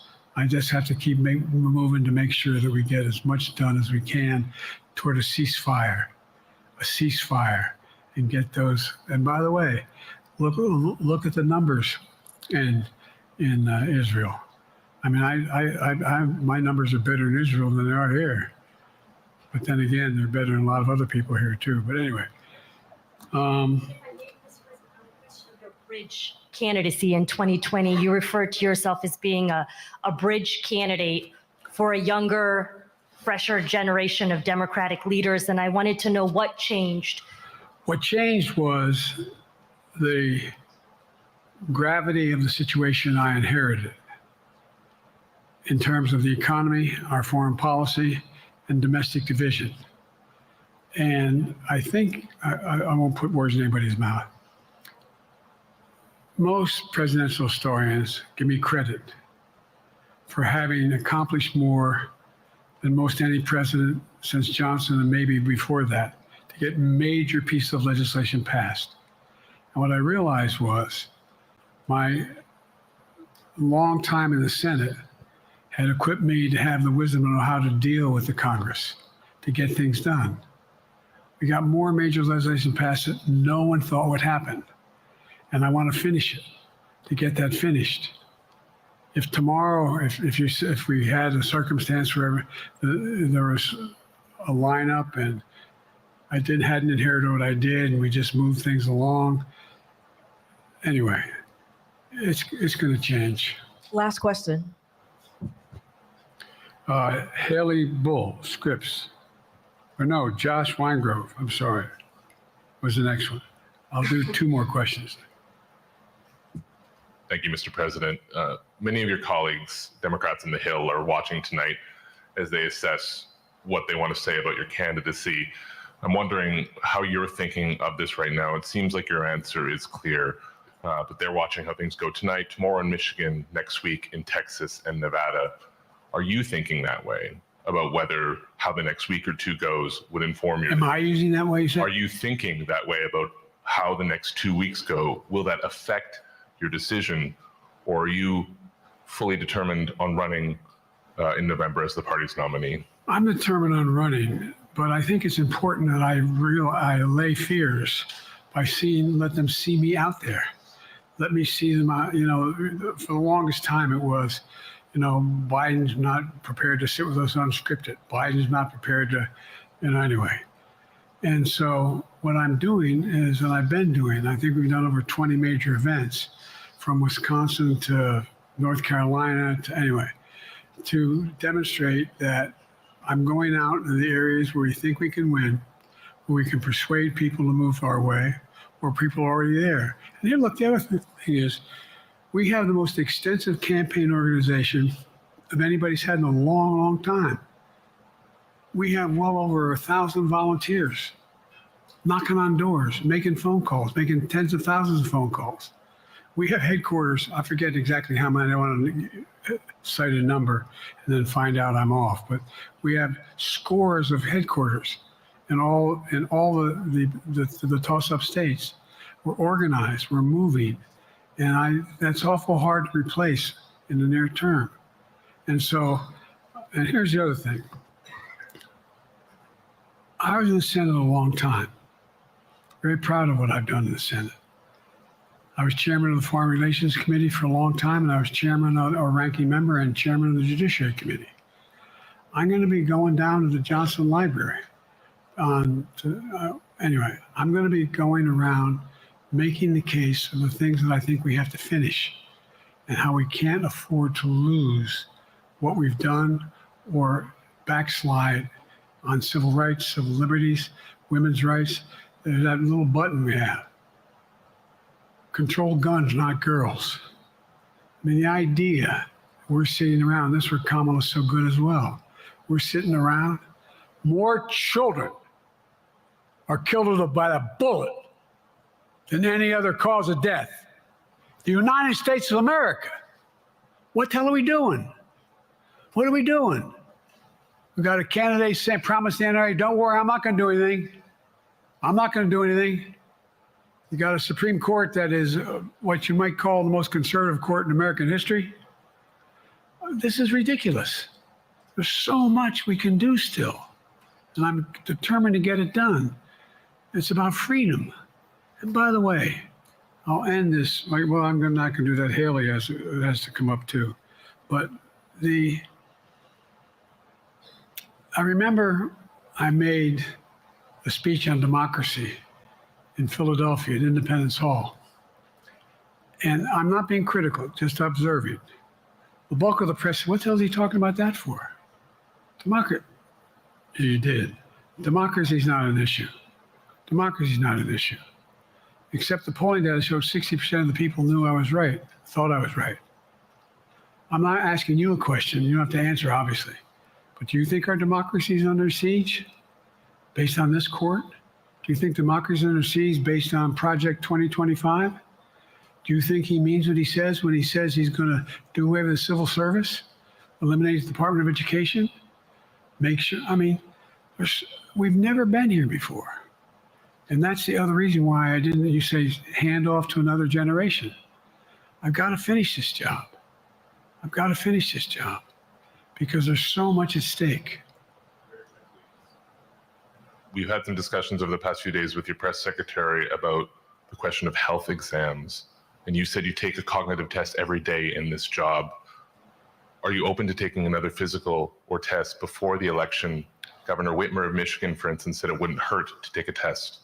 Well, look, two things. One, I've taken 3 significant and intense neurological exams by a neurologist. In each case, as recently as February. And they say I'm in good shape, okay? Although I do have a little problem with my left foot because it's not as sensitive because I broke my foot and didn't wear the boot. But I'm good. I'm tested every single day about my neurological capacity to do decisions I make every day. You talk to my staff, all of you talk to my staff. Sometimes my staff talks a lot. But the fact of the matter is, I don't think you have them telling you that all the major ideas we've undertaken haven't been in part initiated by me. I remember with the staff, I said, I'm going to go to South Korea. We're going to get the chip. What are you doing?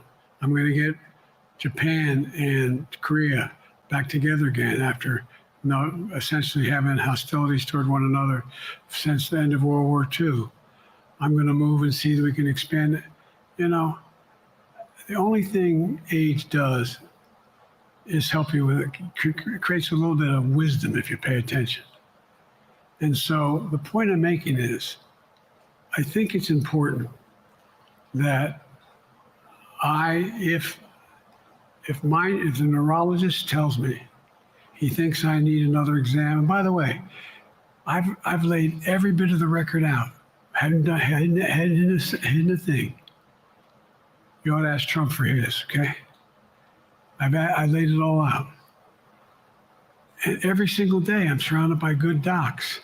If they think there's a problem, I promise you, or even if they don't think it's a problem, they think I should have a neurological exam again, I'll do it. But no one's suggesting that to me now. And I'll ask you another question. No matter what I did, no one's going to be satisfied. Did you have 7 docs? Did you have 2? Who'd you have? Did you do this? How many times? So I am not opposed if my doctors tell me I should have another neurological exam, I'll do it. But that's where I am. Haley Bull, Scripps. Thank you, Mr. President. You said you're making decisions on a day-to-day basis when it comes to support for Ukraine. Does that mean you have not closed the door on further considering lifting restrictions for U.S.-made weapons inside Russia? And if I may, your convention is coming up where your delegates are pledged to make you the official nominee. If they have second thoughts, are they free to vote their conscience? Obviously, they're free to do whatever they want, but I get overwhelming support. Overwhelming support. I won, I forget how many votes I won in the primary. Overwhelming. And so tomorrow, if all of a sudden I show up at the convention, everybody says, we want somebody else, that's the democratic process. It's not going to happen. Even if that means they vote for someone else? Sure. Look, I'll end this with this. I served in the Senate a long time. I understand the impetus of candidates running for local office and whether they think the top if they can help them or not. In my state of Delaware, which was a very, at least it was a red state when I started, in terms of we now talk red and blue.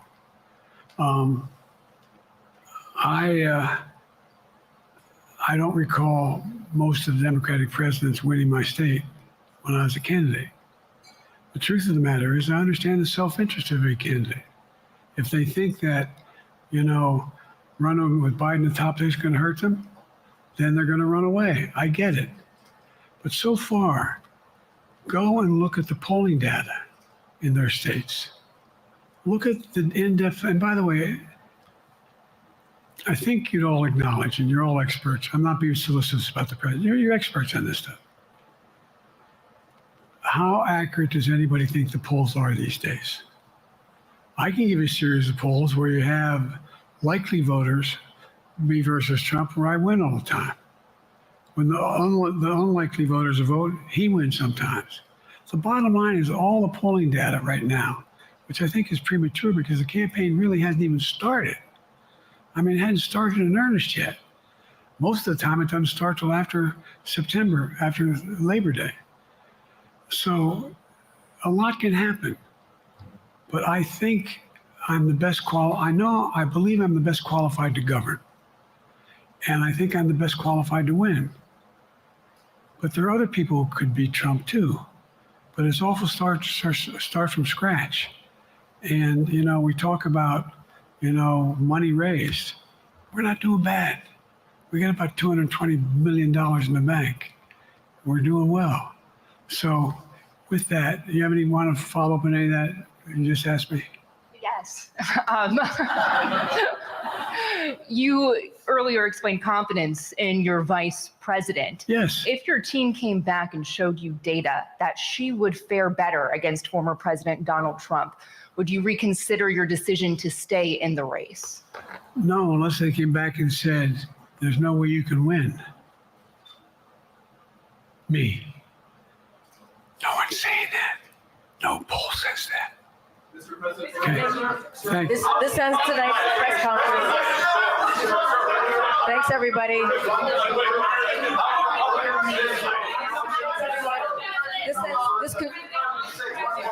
This concludes. Respectfully, earlier you misspoke in your opening answer. You referred to Vice President Harris as Vice President Trump. Right now, Donald Trump is using that to mock your age and your memory. How do you combat that criticism from tonight? Listen to him. This concludes tonight's press conference. Thank you, everybody. Thanks, everyone.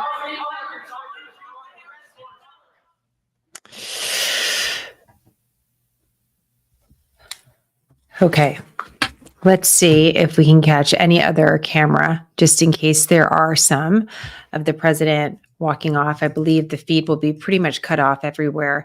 It's interesting to see, that affects the way that we're experiencing this as well. Yep, the coverage has concluded. So just as quickly as he comes on, he leaves. You don't get much of a heads up. And we knew that there was going to be a final question. You could hear the press secretary say final question, but then the president said, let me take two more. And getting that final question from Peter Alexander from NBC is a tough way to end for the White House, because it brought us back to the beginning of the press conference where there was a mistake by the president. So let's take a deep breath. Thank you for watching this with us. It's been nice to have some company to take in this press conference. Why does this press conference matter? It's the first press conference we're seeing the president hold directly with live questions from the press since the debate just over 2 weeks ago at this point, 2 weeks ago exactly to the day. And so what we were looking for were a few different things. We were looking to see just what this interaction would look like. How would the president answer challenges to his health? What would the tone be? What would be the style of this press conference? Something I think is important to point out, the president was on stage in a darkened room. So the level was slightly different. In a press conference that you might see at the White House, there's a little bit of a stage, but it's not, you have a little bit of a riser for the podium, but it's not exactly like that. So that's a little bit of a different setup. You had a huge crowd of reporters there, and the president spoke for just about an hour. So we waited about an hour for the president. He was delayed. We don't have an explanation for that at this time. He was delayed. He spoke for about an hour, and he took 10 questions. 10 questions, I should say 10 plus a bonus, with the question that was yelled at the very end. Some of the questions range from questions about the president's ability to lead, to how he feels about his vice president, to how he feels his performance and his behavior has impacted American leadership, a question about his legacy and how he also feels about the vice president and whether or not she's prepared for the presidency, of which he said he wouldn't have chosen her if that wasn't the case. He had a moment in a question when he was asked about his schedule. And this is also a moment that I believe will stand out from this press conference, which is he talks about his team adding things to his calendar last minute. And he said he was, quote, catching hell from his wife, my wife. That's the full quote, catching hell from my wife for these changes to the schedule. There was a question about legislation, which was interesting from the AP, that I thought was really important, because the question really was prepared for President Biden to. Well, let me rephrase. The AP was asking President Biden about his record, and President Biden responded with the legislation that he's been able to pass, and that's an interesting answer, because for an audience, as I'm watching with you, I wanted to ask you in that moment if there was legislation that you remember that he passed. One of the things the White House likes to talk about is the amount of legislation that has moved. But I'm curious if any of you off the top of your head can say this is a legislation that was passed by President Biden and that you liked or you disliked. You could be either, whether you like the legislation or not. It's just, I was curious about that. There was a question about Europeans wanting to prepare for potential Trump presidency. There was a question as well from David Sanger of the New York Times. The reason why that's important is David Sanger is a prominent writer for the New York Times. And he not only does reporting when it comes to foreign affairs, but also analysis. So when the president said, be nice, David, it's because he's old school. David Sanger is well respected, and has deep knowledge of foreign policy issues. So his question was really phrased towards foreign policy, but also asked the president about, well, are you going to be able to confront President Xi of China, President Putin of Russia? And I looked up at that time. I was curious, just to refresh my memory, how old President Putin and President Xi are. They both are 71. So they're both 10 years younger than President Biden, who is 81. There was an interesting question from NPR about what the president would do different in Israel regarding the Israel and Hamas war and the future as far as what's in stake there in the Middle East. And also asked a question about his desire to be a bridge candidate, which at the time was to say to those that were concerned even several years ago about President Biden's age or the fact that maybe he's been around for a while, he's a known name, and maybe the party needs someone new. He said, listen, I'm a bridge candidate. And he talked about himself that way, saying that he was going to kind of bridge the older generation with the new generation of Democrats. And so he said, the question was really like, why are you still around to run another term if you were going to be a bridge candidate? And he said the situation had changed, that he realized the gravity of the situation that he inherited and he wants to finish the job. And then there were some questions at the end. One of the moments where the president got emotional, more emotional in the answer, was when he was asked that question about, really at the end, again, a question about whether or not he would take a cognitive test. But also before that, he spoke about he's actually coming to Austin, not too far from where I'm sitting, actually, on Monday. And he says, we're going to be talking about what makes our policy different than President Trump's. This is where he mentions Project 2025. And he mentions a new slogan that maybe you've heard this. I haven't heard too much of it about this: control guns, not girls, the buttons that apparently they have. And he said, Vice President Harris is very strong on that. And he got kind of fired up in that moment about finishing the job.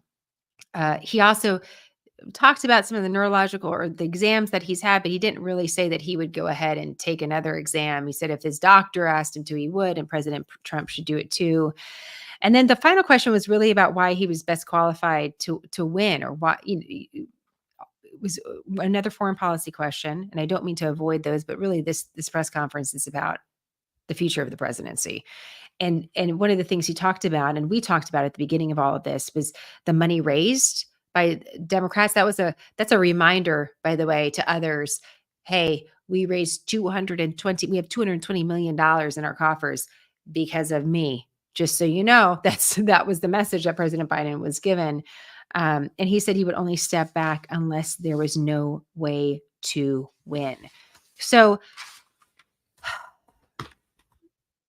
when I'm looking at this just from an editorial perspective, what are the moments that stand out? And as I was listening, I was looking through X to see what different political analysts were saying. And I was particularly looking at Democratic strategists. One of them is David Axelrod, who was very prominent in the Obama administration and continues to be a very prominent voice with Democrats in Democratic circles. So this is what he said about 30 minutes ago. He said, the wisdom of doing this press conference at NATO is clear.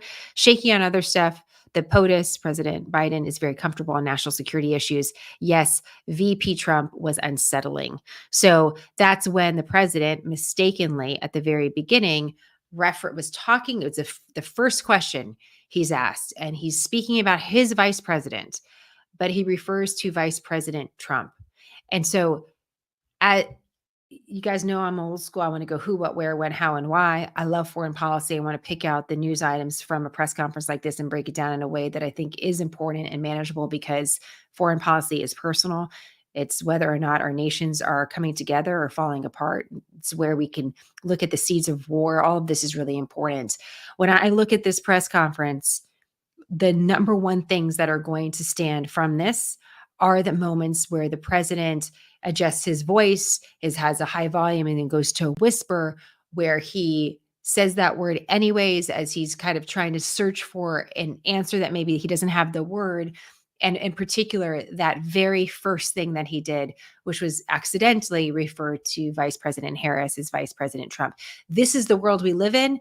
I don't suggest in any way that this is the right world that we should all live in. but we're in a time period of viral moments. And what will stand away from that press conference is not a policy issue. It's not a legislative issue. It's not a foreign policy issue. It is going to be about tone and behavior and a mistake. And what's going to light that fire to that mistake is what happened just a few moments before the press conference. So I was able to pull the video. So let's see if I can get it to just the right moment. And we can even go back to the earlier one, the earlier mistake, just in case we need that. And if not, I understand you've had enough. So let me go ahead and pull this up. Here it is. I'm going to play this. This was at the very beginning of the press conference.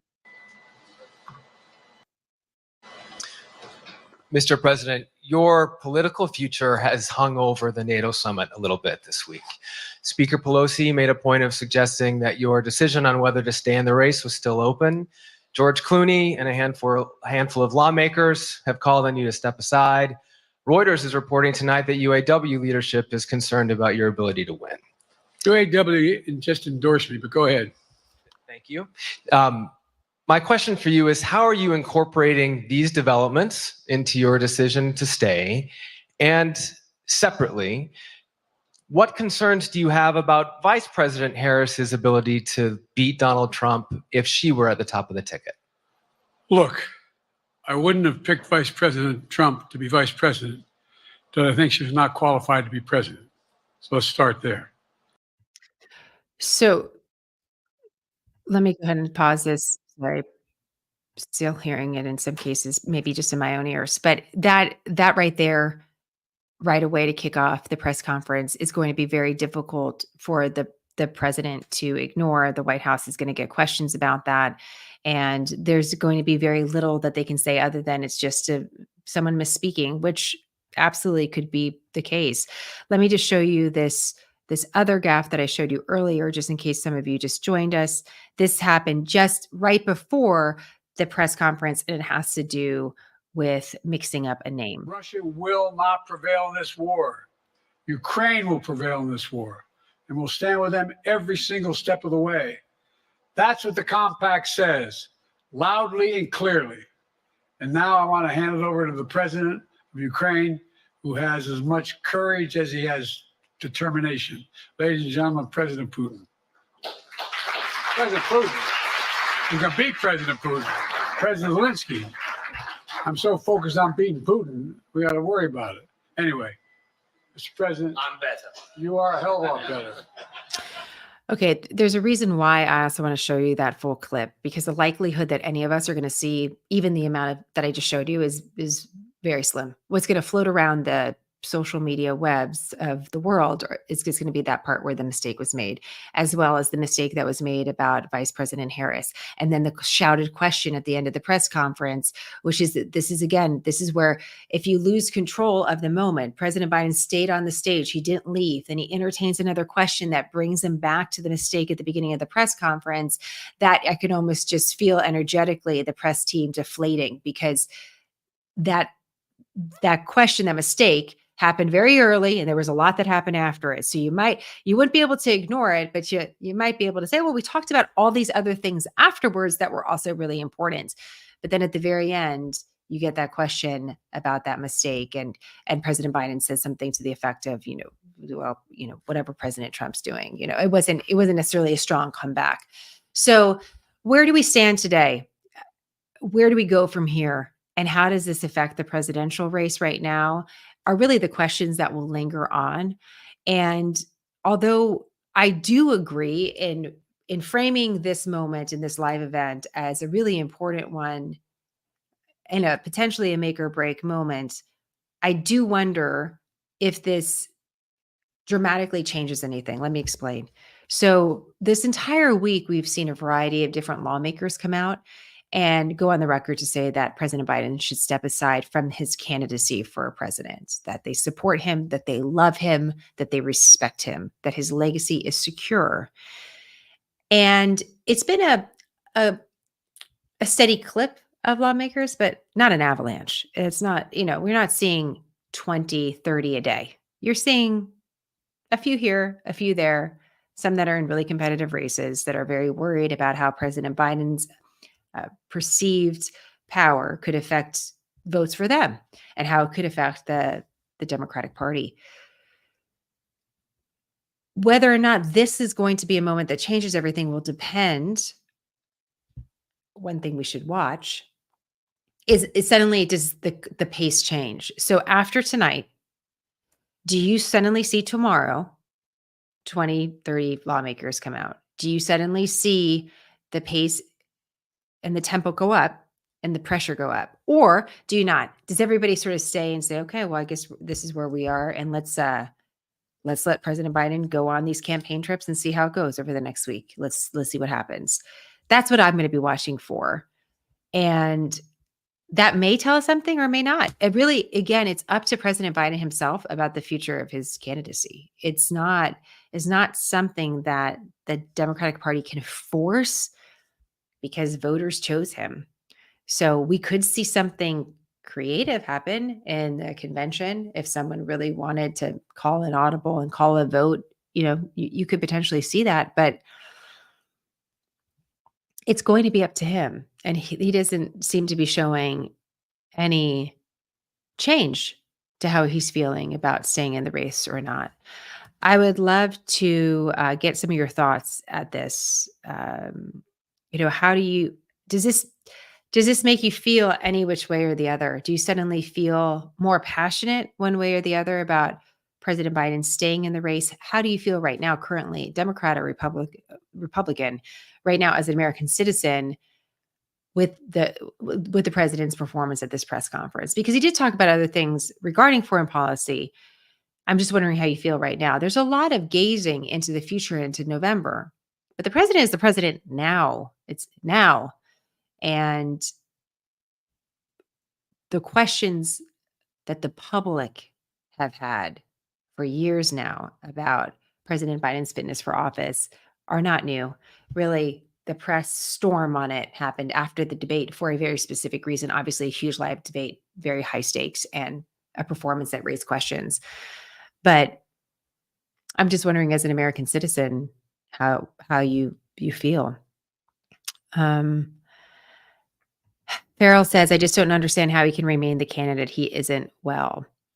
Well, right now, part of the issue is just technically how race is won. So President Biden won the primary, and without something very extreme happening, where suddenly he's incapacitated and he can't make decisions for himself in a very obvious way, the voters chose him in the primary, and so the Democratic Party then has an issue of saying, oh, we know the voters chose you, but we're going to choose somebody else. That's part of what's happening here. So Becca said, worried. Carrie says, he gives me no confidence that he is in control. Patty says, it feels like he's extremely defensive, not confident. Becca says, I feel uneasy. I'm a political moderate, but don't love any of the options right now. I think there's a lot of you that feel this way. I see this pop up, and I appreciate you, Becca, for articulating it, putting it in writing, which is there's so much focus on President Biden right now, but how do other voters feel about President Trump? What does that look like? And you got to, those in glass houses, you have to be careful with things that you misspeak on. Because I don't know, call me crazy. It seems that a lot of people in front of a microphone right now can misspeak at times. So Michelle said, he is a noble man. Not all noble men are fit to lead. That's a profound statement, Michelle. I appreciate that. Let's see how everybody else feels too. Margie said, he did better than expected, but has standard answers. Well, many of you had questions, and then I'll let you go. You've been more than generous with your time to hang out with me tonight, and I really appreciate it. You had questions when he was given a sheet with the names of different reporters. That's very typical. That's very typical. That would be for President Trump, President Obama, President Bush before that. It's old-fashioned, and sometimes the names are not written, like they're not typed out. They're written out, and the president can't read the handwriting. So it can be uncomfortable. Many of you were asking, well, if he has the prepared names that are joining him, then does that mean those people handed over their questions? And just speaking, I wasn't there. I don't know the relationship between the journalists and the White House. My take on this, based on the questions that were asked, were I don't believe that's the case. I don't know how the White House would make that decision about who to call on and who not to. It is prepared before any president steps forward. And sometimes it's not even prepared with names. So you might get a president that says ABC, NBC, Fox, and just calls on people randomly like that. So it looks weird. It looks like he's been handed a cheat sheet, but I think it's also just important for you to know that that's very typical, that presidents will receive that, as well will different cabinet officials too. There's the press secretary, the Secretary of State is speaking, or the SecDef is speaking. This is Secretary of Defense. They're going to get a list like that. So Miguel says, I think he held up okay today. I think he made a few slips, but those who lean Biden are probably pleased with what they saw today. That'll be curious. Let's see what happens. There's the actual event, and then there's the news that happens after the event, right? Which is like what actually happened and then what everybody's talking about. And they almost become two separate chapters in the same story. So I think we do need to probably take a breath, step off, look at what people are saying, and we will see, we'll have some sort of inkling, I think, by end of day tomorrow. But remember, it's a Friday. So, summer Fridays, you are wrong. Who works on a Friday? We do, unfortunately. I would like to not work on a Friday, but I have a feeling during this season of life, we're going to be working around the clock. So I think we will know fairly quickly if the reaction is strong coming from more high-profile voices or not, and it's kind of status quo. I think we'll probably know in 24 hours. And then the only thing I will say is that I do still feel at this point in the story, based on my reporting and based on just watching this play out and experience, I still think we're at a point where we could wake up tomorrow and nothing has changed or everything has changed. It doesn't feel like a sea change. So that suddenly there's the winds have shifted and now everybody's going in one direction. That's my take on it right now. We'll see what the reaction is like from those that have more powerful voices than me that make real decisions when it comes to politics in America. So I appreciate you guys. Thank you so much. Did we just go for a record 2 hours and 21 minutes together? I stepped away. I got a little Arnold Palmer. I mean, call me crazy. I just felt like I needed something, got a little something, came back. It was nice to spend some time together. So I look forward to your observations. Continue these comments coming up as we have this video available. And I am going to see right now, I'm going to step away, take a breath. Maybe we'll just do a short summary for those that weren't able to join, to make sure that they have a little bit of information as to what took place. But I appreciate you. Thank you for your support of Smarter News. If you like what we did here, this is what we do every Monday. As part of Scoop, we do a live broadcast with our insiders who choose to support us. It's less than $5 a month. I paid for an iced coffee at Starbucks. That was more than that the other day. I'm sorry to say it was a very good iced coffee, but we do a very good Scoop. And that's just for one payment a month. And it's a way of like dropping a quarter in the newspaper vending machine that used to be out there. What did you call those things? I'm like, the vending machines. What? I need a break too. I'm going to start saying crazy things too. Okay. Like, it's everybody got to be careful. It starts happening. But it's just a way that you can support us. And everyone like on the Scoop Live, like has gotten to know each other. We do a fun personal talk ahead of time and then afterwards. And we basically film the podcast live with you there. And we kind of get you prepped and ready for the week. So it's a great way to support us. It's scoop.smarternews.com. And that's how you can jump on. If we had a very small percentage of the people on Instagram and YouTube join us there, we would pay the operating costs for Smarter News for the year. So it doesn't take much, and what you decide to put your energy towards really, really matters to us. So it's one of the ways that we're staying completely ad-free. And I think that's important during this particular time and political season. So, all right, guys. Is anyone else sweating? Is it just me? I'm kind of in this spot. There's a big window here and the air conditioning isn't really working. So I feel like it's a sauna. People pay a lot for that. So Anyways, okay. Instagram said we could take Friday off. I appreciate that, Instagram. Instagram's cute. You can do that on Instagram. YouTube, we got to. Okay. Thanks, you guys. Great to see you. Thanks for hanging with us. Keep those questions coming. Quick, concise, nonpartisan news, smarter news across all platforms, including podcasts. All right, guys. Have a great night. I'll miss you. See you later.